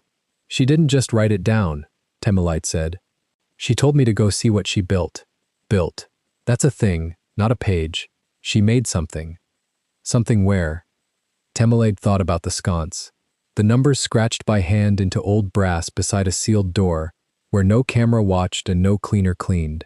Amara had put a code somewhere the building could not erase because the building did not know it was there. The room, she said. It's in the room. It was always going to be in the room. Vivienne closed the laptop halfway. You are not going back up there alone. I have coordinator access now. I have a reason to inspect a sealed asset. That's not sneaking. That's my job. Temelaide was already standing. You said it yourself. Do it where there's a record. So make a record. Log an inspection. Right now. Coordinator and legal, jointly, 1155, sealed asset 1712, cause, billing anomaly. She almost smiled. Buildings remember everyone. He said that to scare me. Let's make it remember this. Vivienne looked at her for a long moment. Then she opened the laptop again and started typing the log. They took the service elevator. It still did not record stops. Temelaide watched the floor numbers climb and felt the cold come up to meet them the way it had the night before. Except last night, she had been fleeing to the room, and today she was hunting it, and the difference lived in her spine. The 17th floor was as she had left it. Red emergency lights, plastic sheeting breathing against a draft that had no business existing in a sealed wing. The staged renovation that had never held a single can of paint. The door of 1712 was shut. She pressed the white card and the lock gave without a sound, the same silent yield, and she understood now that the silence was the point, a door that opened for no one, opening. Inside, the room was warm, 61 degrees, steady, while the guest floors below it bled. Min-jae's 2 years of quiet keeping. She would think about what that meant later. Right now she needed the sconce. She went to the wall beside the door, to the old brass fixture, and she took her phone out and put the light on it and looked at the scratched numbers in Amara's hand. Last night she had photographed them without reading them. Now she read them the way she had read the log, not as numbers, but as a cadence. They were not a phone number. They were not a date. They're a location, she said out loud, to no one, to Amara. She wouldn't scratch a code on a wall and mean the code. She'd mean where the code takes you. Vivienne stood in the doorway, keeping the record, saying the time aloud. 11:59. Coordinator inspecting fixture, north wall. Temelaide traced the scratches with her thumb. A sequence. And then, at the end of it, smaller, almost worn, 3 letters. Not initials, an abbreviation. El Nendri. Laundry, she breathed. It points to laundry. But that was too easy, and Amara had never been easy. Temelaide stepped back and looked at the room instead of the wall. Warm, clean, kept. A room somebody visited, and a room, she thought, that Amara had chosen, because if you were going to hide the thing you built, you would hide it in the one place your enemies had already decided to seal and forget. She looked up. The ceiling had a return vent above the closet, a grill, 4 screws, and one of the screws sat proud of the metal by a thread, backed out just enough that a hand that knew to look would see it. "Vivienne," she said, "I need something to turn a screw." Vivienne came in, still narrating for the log, and produced a slim metal nail file from the pasta. Temelad dragged the desk chair under the vent, took off her scarpins so she would not slip, and stood on it in her stockinged feet with the file in her hand. The proud screw came out in 3 turns. The other 3 fought. She worked them anyway, and her arms burned, and a screw dropped and rolled, and Vivienne caught it and read its falling into the record like it mattered, and maybe it did. "Careful," Vivienne said. "If you cut yourself on the metal, I have to log a coordinator bleeding in a sealed room, and I would rather not. Then don't watch." Temelade got a fingernail behind the last screw. It gave. The grill came free. She lowered it. She reached into the dark of the vent, past the lip, into the cold ductwork where no one had cleaned in 2 years, and her fingers closed on something that did not belong to a building. Cloth, wrapped around metal. She drew it out. A laundry tag, the printed cloth kind that housekeeping sewed into uniforms, string still attached, and knotted to the string, a key. Not a card, a key. Old, metal, cut deep, the kind that opened a lock the network had never heard of and could never disable. Her hand shook. She let it. There was no one here she needed to hide it from. The laundry tag had a number printed on it, and a hand-inked letter beside the number, and the letter matched the abbreviation on the wall. The tag was a claim ticket. It named a place, the uniform room, where housekeeping stock was logged and issued and returned. The one room in the building that touched every floor and belonged to none of them. The room a supervisor of governance would walk through 100 times a week without anyone thinking twice. She didn't hide it in the vent to keep it, Temelad said. She turned the key over. She hid the key here. The thing it opens is in the uniform room. She built a path. Room, to vent, to key, to laundry. Her voice caught and she pushed through it. She was leaving me a map. She knew I count things. She knew I count things. She knew I count things. She knew I count things. She knew I count things. She knew I count things. She knew I count things. She knew I count things. She knew I count things. She knew I count things. She knew I count things. She stood with the fallen screw still in her closed hand, and she looked at the key, and then at Temelad, and for the first time since the lobby her lawyer's calm had a crack in it. "Temelade," she said quietly. "If she built a path, she built it because she thought she wasn't going to walk it herself." Temelade closed her fingers around the key. It was cold, and then it was warm from her hand. Below them, 3 floors down, an empty 9th floor wing bled its heat into a snowbound city, and the vote was 2 days away, and somewhere in the building Park Tae-sung was signing something, closing something, remembering everyone. She stepped down off the chair. She put her shoes back on. She pinned the key inside her collet, against her ribs, next to the phone with 2 years of her sister's proof on it and 8 months of her own. "Then I walk it," she said. "Log it. 1209. Coordinator recovered a physical key and a laundry claim tag from the return vent. Sealed asset 1712. Chain of custody, coordinator and legal." She looked at Vivienne. "Now nobody can say I planted it. It's in your record before it's in my hand." Vivienne wrote it. Her thumb moved slower than before. "You think like her," Vivienne said, not looking up. "The chain of custody. Most people find a thing and grab it and hold it up. You found a thing and made me write it down first." She finished the entry. "That's a supervisor's instinct. That's not 8 months old. It's 2 winters old." Temelade felt the key warm against her ribs through the fabric. "I've been rehearsing what I'd do if I ever found what she hid since the day they told me she fell.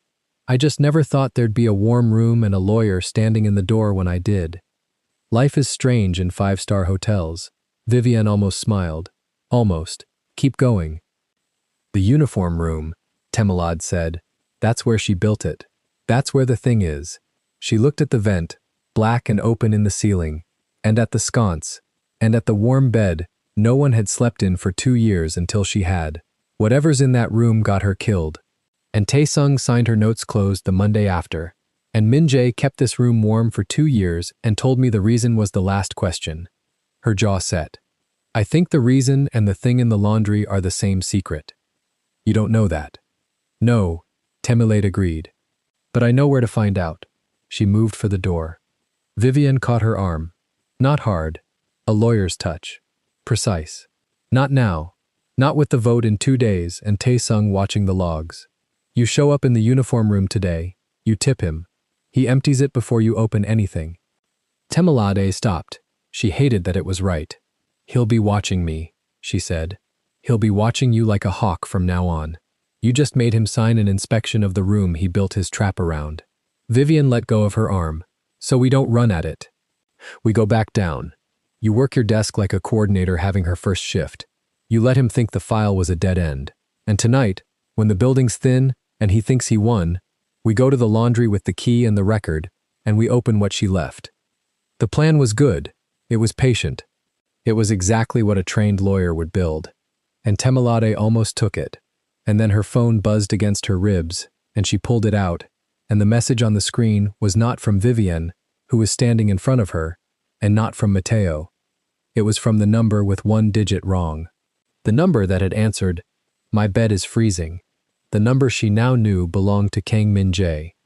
"Where are you right now?" She turned the screen so Vivian could see it.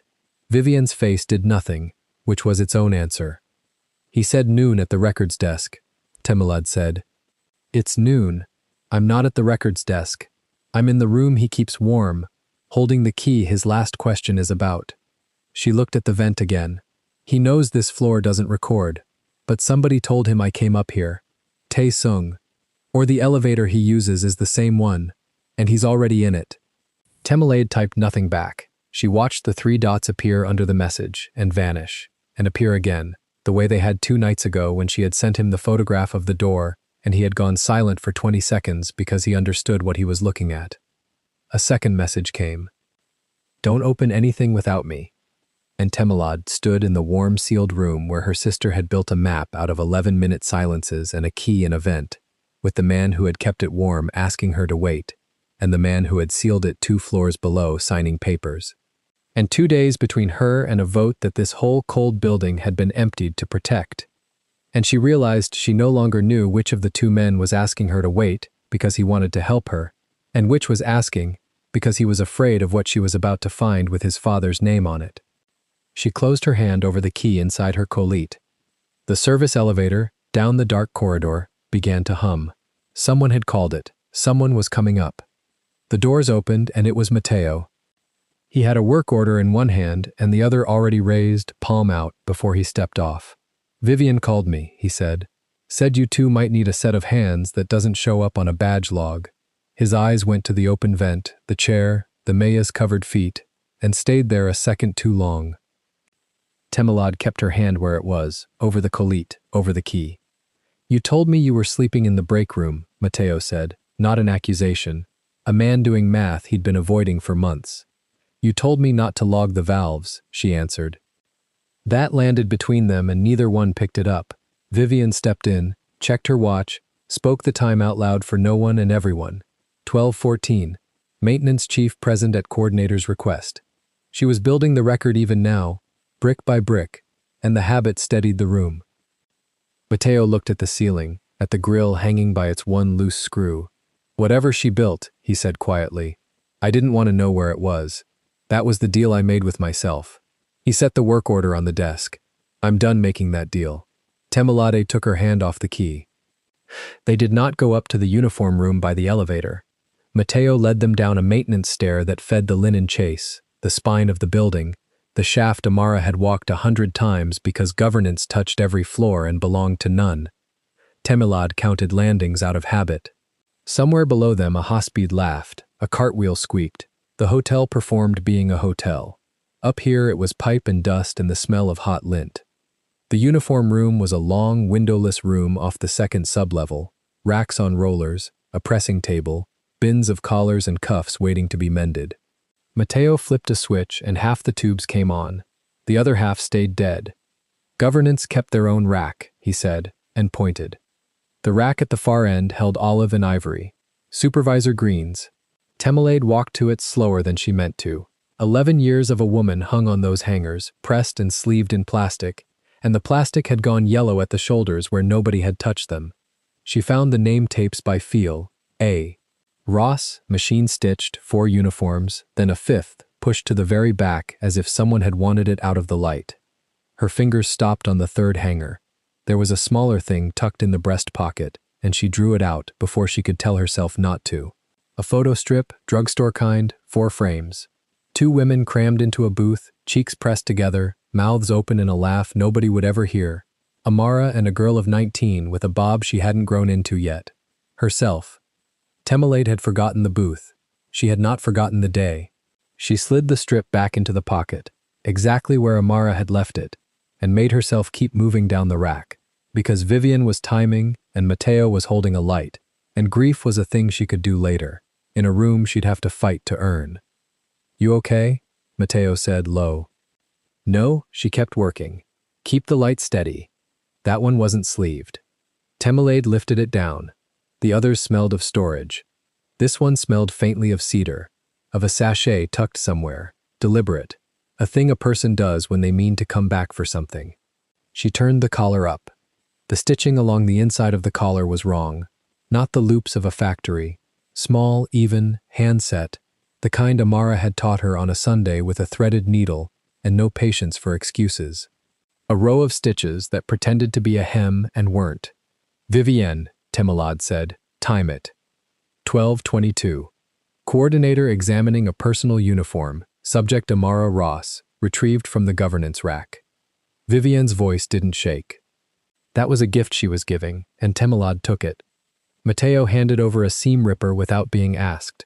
The stitches came out in one long pull, the way a good hidden seam does, and underneath the false hem, the thread changed color at intervals. Not decoration, groups. Temelade read them the way she'd read the timestamps, in the cadence of 11, and they weren't times. They were a sequence. Numbers carried in cotton, because cotton doesn't log, cotton doesn't get subpoenaed, cotton hangs in a room nobody heats and waits. She said them under her breath. Mateo went still. "That's a lock combination," he said. "That's not a room. That's the old floor safe, behind the pressing table. It was here before the digital retrofit. Corporate forgot it existed." He was already moving the table. The safe was in the floor under a rubber mat, a dial safe, squat and gray, the kind a building installs in 1970 and never removes because removing it costs more than ignoring it. Temelade knelt. Her hands were steady now. That surprised her more than anything the day had done. She turned the dial to the sequence from the collar. The handle dropped on the 3rd number. Inside was a manila envelope, soft with handling, and a smaller thing wrapped in a governance cloth. Temelade lifted the envelope first because the cloth frightened her, and she wanted one more minute of not knowing. Vivian narrated the time. Mateo held the flashlight from his belt. The envelope held paper. Copies, not originals. Amara had been too careful for originals. Copies of authorization forms, the kind that moved money and rooms and access between departments. Temelade knew the letterhead. Everyone in the building knew the letterhead. Each form authorized the exact thing she'd found in the binders. Zone climate overrides. Room status changes to 0 occupancy. Billing runs against a room number with no guest. The 1712 line, over and over, 2 years and 3 years and 4 years back. And each form carried a signature on the authorizing line. Not Taesung's, above Taesung's. The signature was a single family name written in a hard forward hand, and under it, printed, the title. Chairman, the founder, Minjae's father. Temelade sat back on her heels. "Read them all," Vivian said softly. "Already photographing, already building the chain. Every one, before you decide anything." She read them all. The hand was consistent. The dates walked backward through the life of the hidden floor. The father had signed the machine into being. Taesung had only ever been the man who turned the valves, the countersignature, the middle. The order came from the top of the name that owned the building Temelade slept in when they remembered to heat it. The last form in the stack was different, newer paper. A single override, dated 11 days before the date Temelade had memorized without meaning to, the date on Amara's employment line that ended with a period and nothing else. This one authorized a status change on the 17th floor sensors. Disable. And below the founder's hard forward hand, A second signature she now knew on sight. P. Tae-sung. The father had ordered the eyes turned off. Tae-sung had turned them off. 11 days later, a woman went down an iced stair no camera was watching. Temelaide set the paper down very carefully, the way you set down something that could cut you if your hand shook, and her hand did not shake, and she hated that it didn't. He signed the censors dark, she said. Before, not after. Vivian stopped photographing for exactly one breath. Then she started again. Say the document number out loud, she said, for the record. And Temelaide did, and the small clerical act of it was the only thing that kept her upright. Then she opened the cloth. A photograph, old paper, matte, curled at one corner. 2 people on a service landing. The same gray starlight she'd learned to hate. Amara, alive, trances pulled back, laughing at something off frame, the relogio on her wrist catching the flash. And beside her, younger, no coat, no crest of a boss yet on him, a man Temelaide had shared a cold room with 6 hours ago. Kang Min-jae. His hand was on Amara's shoulder, not the way a stranger touches, the way you touch someone you have already trusted with something. On the back, in Amara's hand, a date, 4 winters gone, and 3 words. He knows now. Temelaide turned it over again. The front, the back, as if the 2 sides might resolve into something that hurt less if she looked long enough. Her sister had photographed her own proof and then photographed the man she'd handed it to, and she'd written those 3 words like a case note, like a governance entry, like a woman who already suspected she was building a trail someone else would have to walk.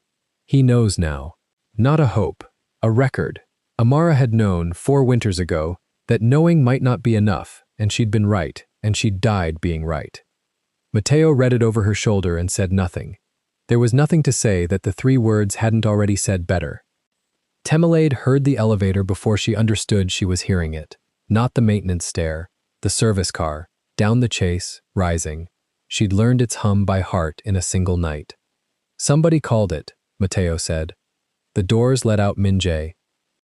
He came in without his coat, sleeves pushed up, and he stopped when he saw the rack pulled open, the safe in the floor, the paper spread across the pressing table under Mateo's flashlight. His eyes went to the photograph in Temelaide's hand, and something in his face that had held all night finally didn't. I told you not to open anything without me, he said. The words came out level, and it cost him. You told me to read the whole thing before I decided who you are.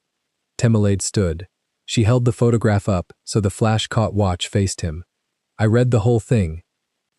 Vivienne, by the wall, said the time and did not stop recording. Min-jae looked at the photo and didn't reach for it. Where was that? You know where it was. She set it down on the paper, on his father's signatures, so the 2 things lay together. You knew her. Not knew of her, knew her, 4 years ago, before the stair, before any of it. He was quiet. The quiet she'd catalogued in the 1712 as 20 seconds. It ran longer now. I met her when I came back to learn the building, he said finally. My father put me on nights to toughen me. She ran governance.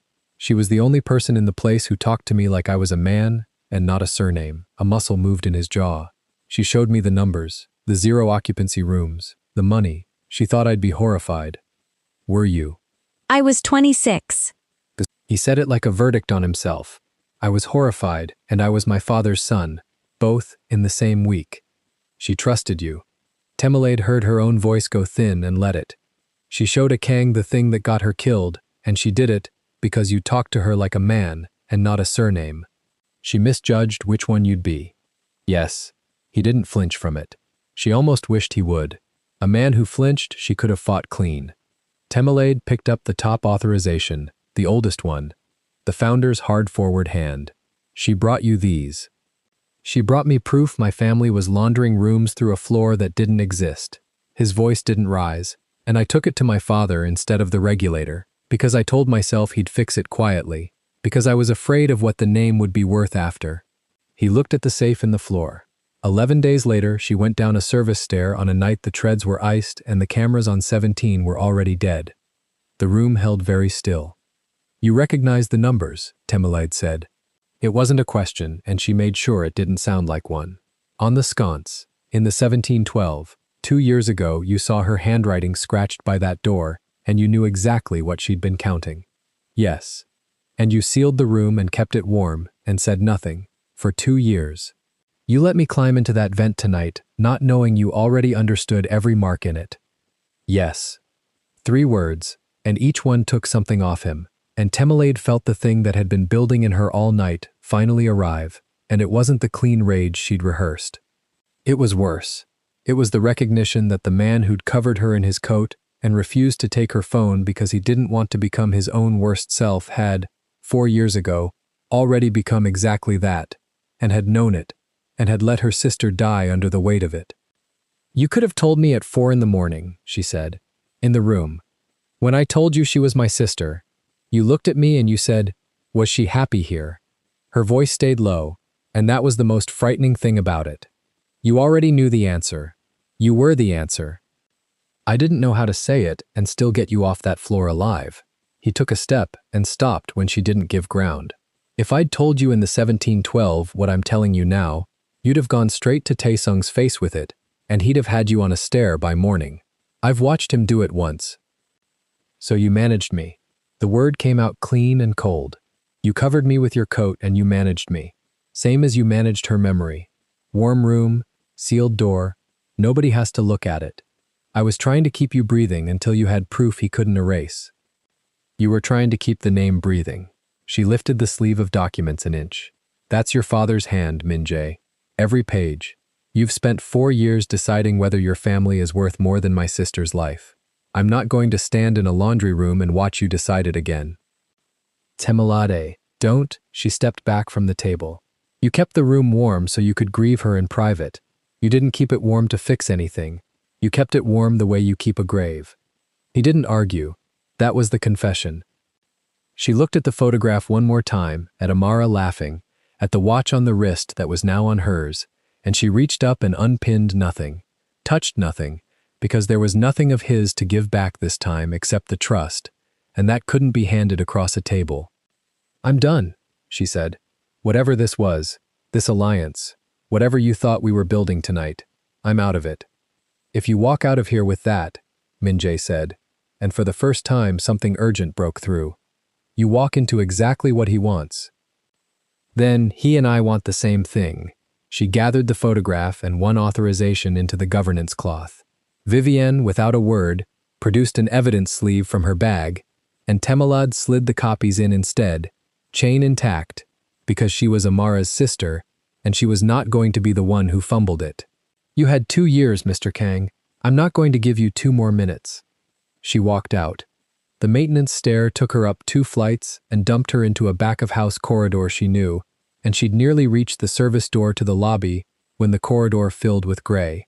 Taesung's graphite suit, the earpiece, 2 of his men behind him, and this time a 4th figure she didn't know, standing a pace back in a pale suit, watching her the way an auditor watches a number that's about to be useful. Coordinator Ross. Taesung's voice was almost warm. You've had a busy day for someone hired 8 months ago. Get out of my way. I'm afraid I can't. He didn't move, and neither did the 2 behind him, and the 4th figure only watched. The corridor smelled of floor wax and cold coffee, ordinary, the smell of a building on a Tuesday afternoon, and it made the row of men in it look staged, which they were. He lifted his tablet so she could see the screen, and the screen showed a badge log, her badge, timestamps marching down it in red. Access to a sealed asset, retrieval of hotel property from a secured location, removal of documents from a records room after an authorization you demanded yourself. He clicked to the next screen. Camera stills, her in the uniform room, her hand in the floor safe. Buildings remember everyone, coordinator. I did tell you. The 17th floor cameras were dead. The uniform rooms were not. She understood, too late, that he'd let her find the room, because the room was wired and the vent was not, that the last leg of Amara's map ran straight through the one place he could watch. You put that key in her hand, Taesung said. You put her sister in the sealed room. You've spent the day assembling a theft and calling it an investigation. I have counsel present, Temelade said. Vivienne Cho witnessed. Ms. Cho witnessed a grieving employee remove evidence from a chain she controlled. He said it gently, the way you set a trap you've already sprung. Compromised. All of it. By the time the board sits on Friday, the only story that survives is the one where an unstable coordinator, promoted overnight for reasons the board will find very interesting, broke into the founder's private archive. Vivienne controls nothing, Temelad said. She's logged every minute. 2 witnesses. You can't unwitness a room. I don't need to unwitness it. Taesung slid the tablet back into his jacket. I need the board to hear one clean sentence on Friday. A coordinator promoted overnight walked off with the founder's private archive. Everything after that is noise, and noise is my department. He'd said it so many times in his head she could tell that it came out worn smooth. You brought me a motive gift-wrapped, coordinator. Grief. There is nothing in this building a jury of shareholders trusts less than a grieving woman with a theory. Unquote. The pale-suited man stepped forward then, and he had Min Jae's height and none of his weight, a smoother face, a lighter part in the hair, and when he smiled, it was the smile of a man counting to a number he liked. Kang Seung-ho, he said, as if she should be glad, my cousin's handling of this property has been, let's say, sentimental. 2 years running a sealed floor as a shrine, promoting witnesses, losing the room. He tipped his head toward Taesung's tablet. The board will want stability on Friday. A name that doesn't keep graves in its own building. Temelode held the evidence sleeve against her ribs where the key had been and understood the shape of the whole thing at last. Taesung had never needed to hide the machine from her. He'd needed her to touch it. A sister with a motive, a badge with a trail, a lawyer he could paint as her accomplice, all of it timed to detonate the same week Seung-ho reached for the votes. She hadn't been investigating a trap. She'd been the last piece dropped into one that had been open for 2 years, waiting for someone with Amara's blood to walk in and pull it shut on herself. You knew I'd come, she said. Sung almost looked kind. I hired you knowing you'd come. Behind her, the maintenance stair door opened. Min Jae, Vivienne behind him, Mateo behind her, and for a moment, the corridor held 2 sides of a thing that hadn't chosen its shape yet. Taesung, Min Jae's voice filled the space without rising. Step away from her. Or what? Seung-ho answered for him, delighted. You'll confess? On a Tuesday? 2 years late? He spread his hands. Cousin, every authorization in that safe has one name above Park's. You know whose. You've protected it for 4 years. Are you going to burn your father on the floor of a laundry room to save a receptionist you met last night? Min Jae looked at Temelad, at the sleeve against her ribs, at the photograph he could see the corner of. And she watched him arrive at the same wall he'd stood at when he was 26, the name on one side and the truth on the other, and she watched the years of the sealed room pull at him. Min Jae's hand closed at his side, not into a fist, into nothing. The gesture of a man reaching for a decision and finding the same empty air he'd found at 26. That's what I thought, Seung-ho said softly. He turned to Taesung with the ease of 2 men who'd rehearsed the choreography. Director, when the board sits Friday, I'll want the archive presented first. Establish the coordinator's conduct. Then the vote on stewardship becomes very simple. He glanced at Min Jae the way you glance at a chair you're about to move. Sentiment isn't a strategy, cousin. It's a liability with a heartbeat. 2 years you kept a dead woman's floor warm and told no one why. The board will find that as interesting as I do. Taesung nodded to his men. Escort the coordinator to the security office. Hold the documents for the board's review. Ms. Cho, you'll want a lawyer of your own. One of the men reached for Temelade's arm. Mateo moved half a step forward. One of the gray suits turned toward him, and Mateo stopped, jaw tight. A man with a wife and 2 kids in Queens, doing the arithmetic every honest person in that corridor was doing. Temelade caught his eye and shook her head once. Not for them.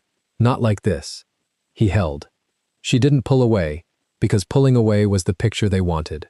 She turned to Vivienne instead, and she spoke clearly. For the record Vivienne was still keeping.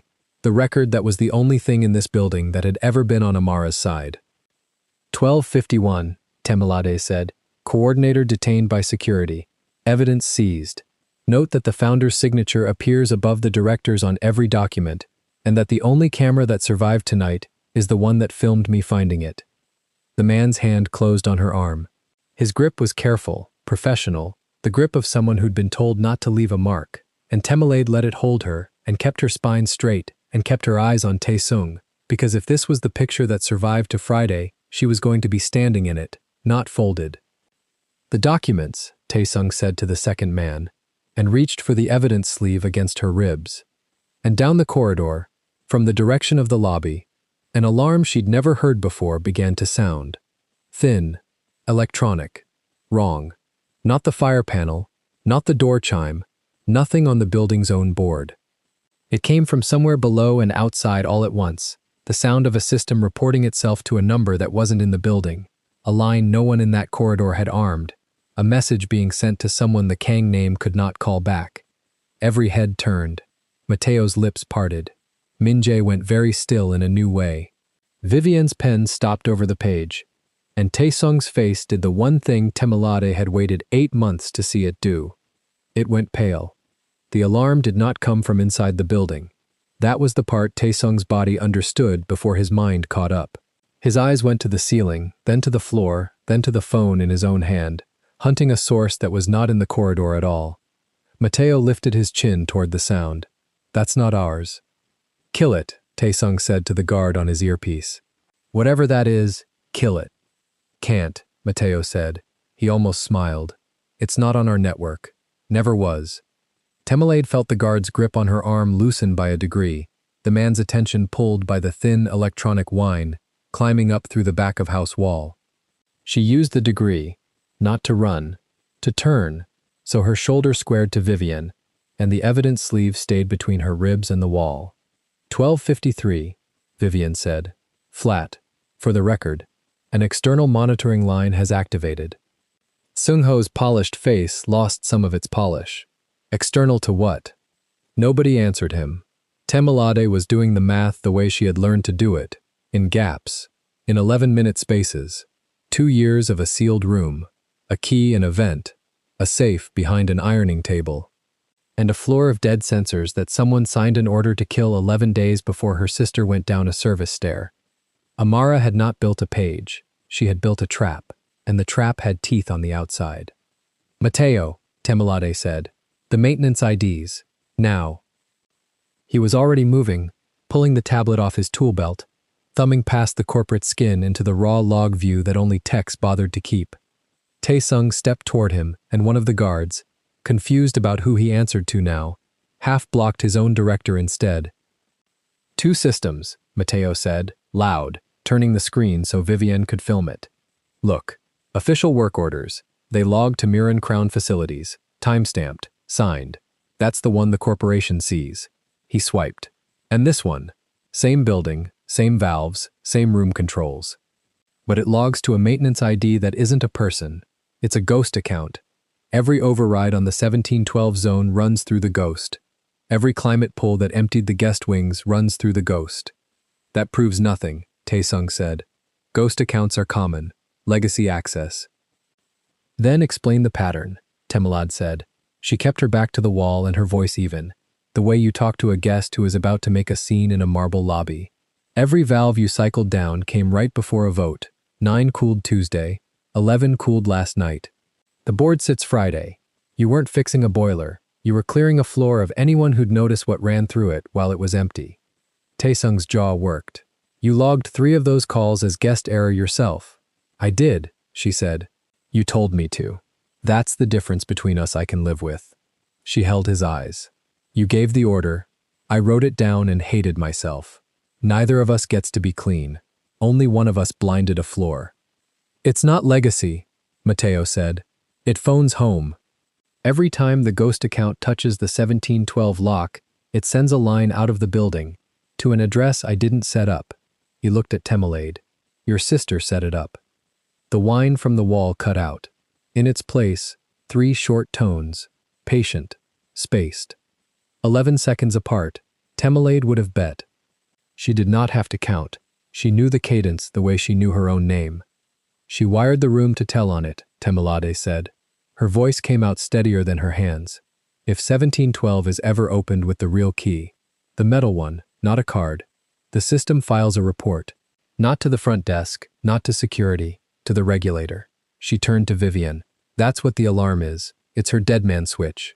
We opened the safe with the combination from her collar. It tripped." Vivian's pen stopped. The key's still in your colite. It doesn't need the key and a lock, Mateo said. The safe combination and the key share the same trigger tag. Amara built it so either one wakes it up. She figured whoever got that far had earned the alarm. He exhaled. She figured she might not be the one who got that far. Taesung's earpiece crackled. He pressed it, listened. Whatever he heard drained the last of the color the alarm had left him.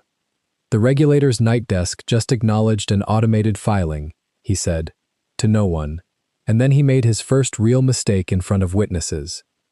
He reached for the tablet in Mateo's hands. Mateo pulled it back.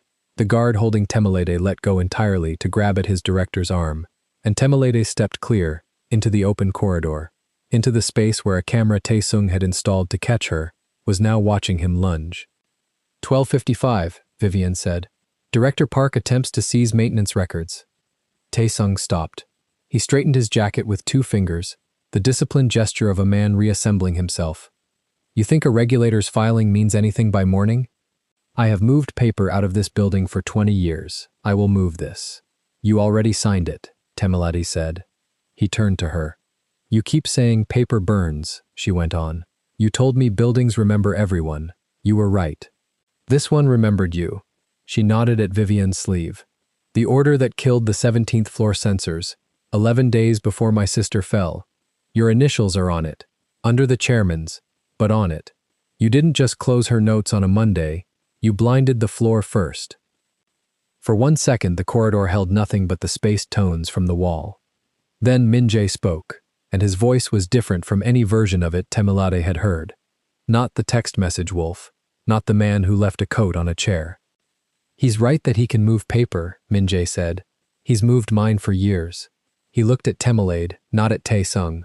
So we don't give him the chance. He took out his phone. Not to call, to broadcast. Vivienne, the copies, the founder's signatures.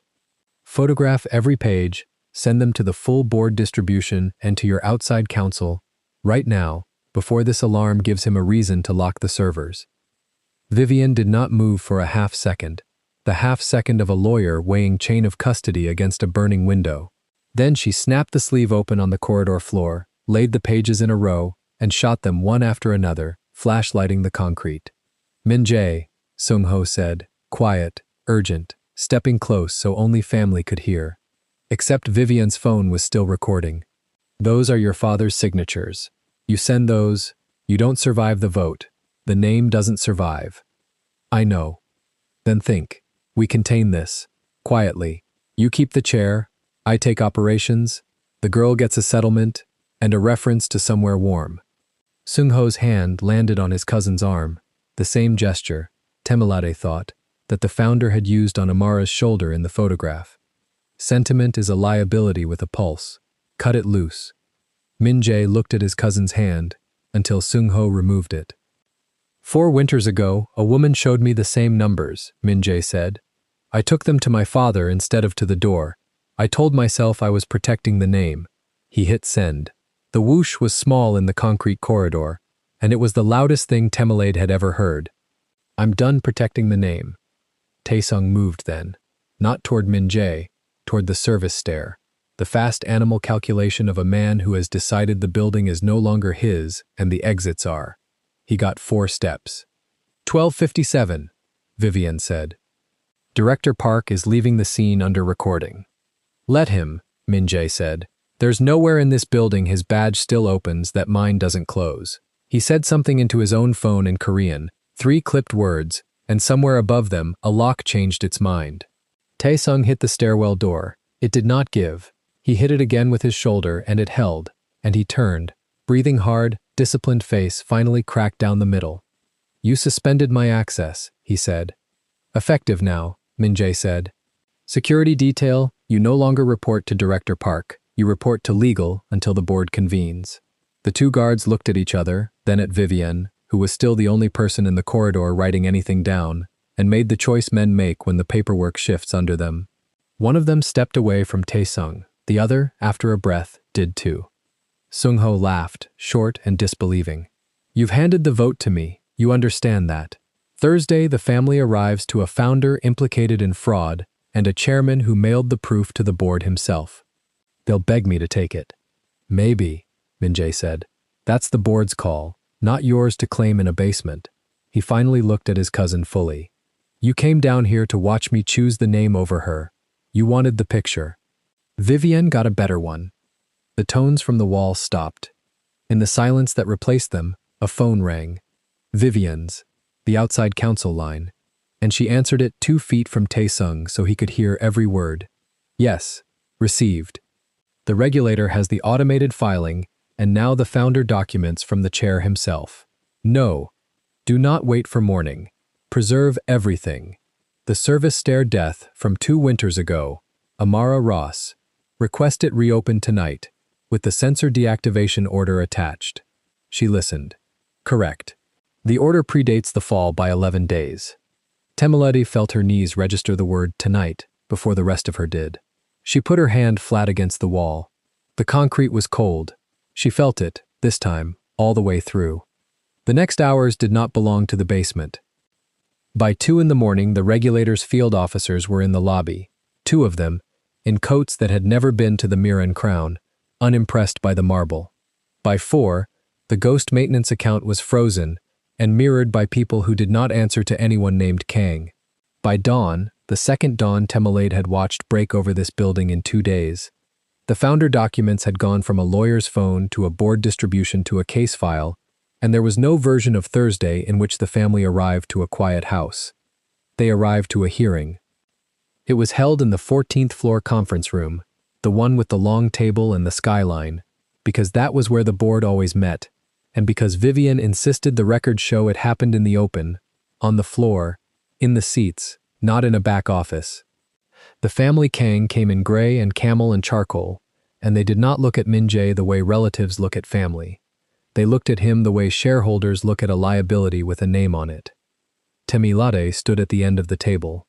Not in the ivory blouse and the black collet now. She had changed, finally, hours ago, into the pale gray suit Vivienne had a runner by her, because Vivienne said a coordinator presenting evidence should not be wearing the uniform of the people the building treated as furniture. The badge was gone. Amara's watch was not. She had turned it so the face sat on the inside of her wrist, where she could see it without anyone else seeing her look. State your role, said the board chair. Not Min-jae. The independent director Vivienne had pushed to run the session. Guest Services Coordinator, Temelade had said. For 8 months, I've kept a record of climate anomalies in this building.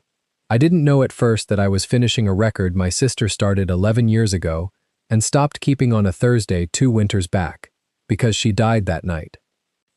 Nobody in gray moved. She let the sentence sit, and then she stopped talking about herself, because Amara had never once made the record about herself, and Temelade was not going to be the one who did. She presented it the way her sister had built it, in 11-minute intervals. The valves, cycled by hand, years deep, always the week before a vote or an audit, to empty a wing of witnesses. The billing run through rooms with an occupancy of 0. The 1712 zone kept warm by a ghost account that phoned an address none of them had authorized. Mateo confirmed the ghost account on the record and did not soften it, and when the founder's attorney asked whether a technician was qualified to interpret access logs, Mateo said, I built the retrofit these logs run on. Ask me the follow-up. There was no follow-up. Then the documents. Vivienne walked the board through the copies page by page, and let them see the signature line, and let them see whose name sat above Tae-sung's, and let the room understand that the man they had come to install order over was already gone. The founder had signed the climate overrides, the 0 occupancy status changes, the billing, and finally the order to blind the 17th floor. 11 days before Amara Ross went down a service stair, the cameras were no longer watching. This last order, the independent chair said, who countersigned it? Park Tae-sung, Vivienne said, Director of Security. Where is Director Park? In custody, Vivienne said. Since 4 this morning. The regulator's referral and the sensor deactivation order were sufficient for the authorities to hold him. His attempt to leave the building last night is on record. She did not look at Tae-sung's empty chair. She did not have to. The whole board was looking at it. Sung-ho stood. He was good. Temelade would give him that much. He did not attack the dead woman or the coordinator or the evidence. He attacked the wound and called it mercy. This is a tragedy the family will answer for, he said. And it is precisely why the chair cannot remain with a king whose own father signed these pages. I propose the board separate the name from the leadership. I'll steady this house while it heals. Sentiment. His eyes flicked. Once, to Temelade, and she watched him decide the room needed the line. Sentiment is a liability with a pulse. We need a hand that feels nothing while it cleans. For a moment it worked. She could see it working, in the gray shoulders that eased, in the small nods of people who wanted the simple version. Min-jae stood across from him. He's right about one thing, Min-jae said. The chair can't sit with a man who protects the name over the truth. That's why I mailed you my father's signature myself, at 1 a.m, before anyone could bury it. Ask yourselves which of us in this room has already done the thing he says the house needs. Cut the name loose to save what the name is supposed to serve. I have. He's offering to do it later, quietly, for a price. I did it last night, on the record, for free. He sat back down. He did not campaign. Temelade understood, watching him, that he could not campaign. A man asking the board to reward him for turning in his own father had to let the act speak, or the act meant nothing. The vote was not close, in the end. Not because the board loved Min-jae, because Sung-ho had come to a hearing looking to inherit a quiet crime, and found himself standing in a room where a coordinator had laid the crime out in 11-minute intervals, and a chair had already mailed the proof to a regulator. There was nothing left to inherit but exposure. The board rejected the motion to replace the chair. They voted an independent audit of every zero-occupancy transaction going back 6 years. They voted to cooperate fully with the reopened investigation into the death of Amara Ross. And Sung-ho, who had flown in to be begged, gathered his camel coat and left before the last count, which was its own kind of vote. The independent chair looked down the table to the end where Temelade stood. Ms. Ross, this coordinator position, you were promoted, I'm told, the same night the director tried to have you removed as an intruder. I was. That has the smell of a leash. The chair's eyes moved to Min-jae, direct. For the record, was this woman's job created to control her? Min-jae met it. Yes, he said. Partly, I told myself it was protection. It was also a leash. I'm not going to pretend otherwise in front of a board that just watched me stop pretending about my father. The chair almost smiled. Then the leash is cut too. She turned back to Temelade. The board would like the record on climate and occupancy anomalies to continue under someone who understands it. There's a governance oversight role, permanent, reporting to this board, not to any single Kang, not to security. You'd be answering to us and to the regulator. Would you take it? Temelade felt Amara's watch against the inside of her wrist. 11 years her sister had worked this building and it had given her one line in a file. Employment ended. 8 months Temelade had worked it under a name that was a trap, and it was offering her the job her sister had died trying to do honestly. She thought about saying she needed to think. She thought about what Amara would say to that. Amara, who had written Se algo me acontecer, va ver o que eu construí. If something happens to me, go see what I built, and then built the thing anyway, knowing. On 2 conditions, Temelade said. The chair raised an eyebrow. Name them. The record of my sister's work gets unclosed. The line that says her notes were resolved gets struck, and her name goes back on 11 years of governance work that someone erased with 1 word on a Monday. She paused. And the maintenance technician who confirmed the ghost account today keeps his job and his pension because he's the one who finally decided to know what he'd been paid not to know. Across the room, Mateo looked at the table. Both reasonable, the chair said. Both granted. Anything for yourself? No, Temelade said. That was for myself. They filed out in gray and camel, the family that was no longer sure it was a family. Vivian closed her laptop, and for the first time in 2 days, she stopped narrating the time out loud, which was how Temelade knew it was actually over. Mateo stopped at the door, turned like he wanted to say something, found nothing big enough, and settled for putting 2 fingers to his temple in the old radio salute they'd used across a cold building at 4 a.m. Then he went to call his wife in Queens. Min-jae waited until the room was empty. You didn't have to keep the tech's pension in the same breath as your sister's name, he said. You could have asked for anything. I know what it costs to be the person who's paid not to see, she said. I did it too. I logged 3 heat calls as guest error the first night because Tae-sung told me to. She looked at him. That's not the same as signing an order to blind a floor, but I'm not going to stand in a room and pretend I've never chosen the quiet version to keep a job. He absorbed that. Outside the windows, the second dawn had finished. The snow from 2 nights ago sat gray and settled on the ledges, done falling, going nowhere. The investigation will pull my name in, he said. Even if I mailed the proof, especially because it's my father's. I might not be chair by spring. Probably not. He almost laughed. You could lie to me. You spent 2 years keeping a room warm instead of opening a door, she said.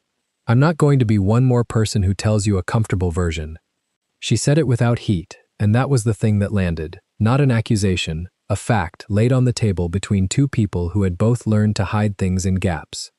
You kept it warm because you couldn't stand it going cold. I understand that now. It still wasn't the same as justice. You know that better than I do. I do. He looked at the empty chair where Tae-sung had sat. For what it's worth, she was happy here. For a while. You told me that in the room, and I've thought about it every day since. She was.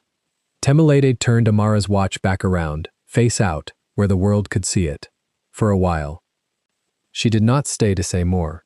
There was nothing more that would not have been decoration, and Amara had never had patience for decoration.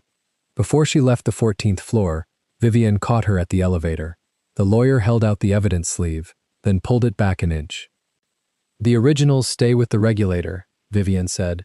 But there was one thing in the safe that isn't evidence. She slid out the strip of booth photos. Amara and Temilade, 19, gap-toothed and laughing on a boardwalk 2 lifetimes ago. It was in the uniform pocket. It doesn't belong in a case file. Temilade took it with 2 fingers, the way she took everything that mattered, and put it in the inside pocket of the borrowed gray suit, the one with the zipper. Thank you, she said, and meant it for more than the photo. Don't thank me yet, Vivian said. The next year is depositions.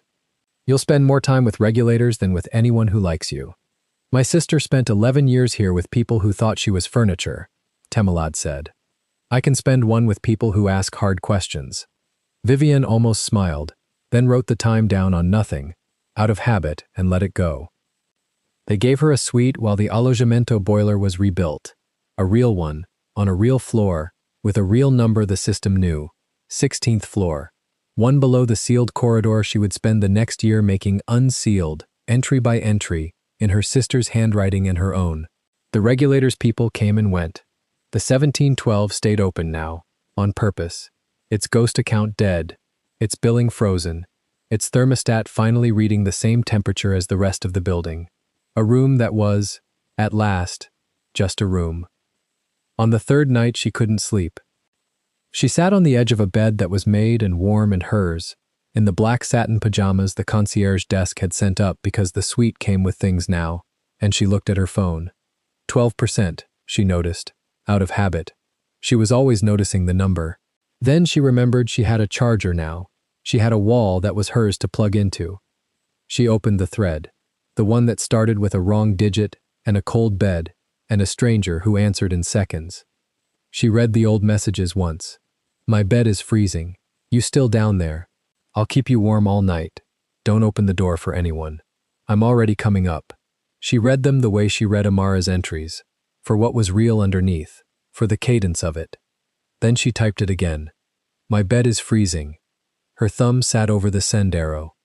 2 nights ago, she had typed almost the same words meaning to reach Mateo and hit a stranger, and the accident had opened a sealed floor and a sealed man and a 2-year-old grave. This time there was no wrong digit. This time the name at the top of the thread was one she had chosen to keep. She checked it. Kang Min Jae, not a number off by 1, a name. She sent it. The reply came in seconds, the way it had the first time, the way she suspected it always would. Wrong number? She looked at the 2 words for a long moment. Somewhere 16 floors of a building that had spent 2 years and 11 years and 8 months lying about what it was, hummed quietly around her, warm all the way through for the first time, on the record, telling the truth. She typed back 1 word and set the phone face down on the nightstand next to a watch that was finally home. Number. If this story moved you, Stop for a moment and reflect. Have you ever worn a uniform that made people treat you as invisible while you carried the truth no one wanted to hear? Have you ever kept a small object from someone you lost and felt it pull you toward a truth someone paid to keep buried? What would you have risked to reopen a door everyone told you to leave sealed? Tell us your experiences and feelings in the comments. We read them all. And if you believe in stories about justice, truth, and legacy, leave a like, be sure to subscribe to the channel, and click join to become a part of our community and help the channel.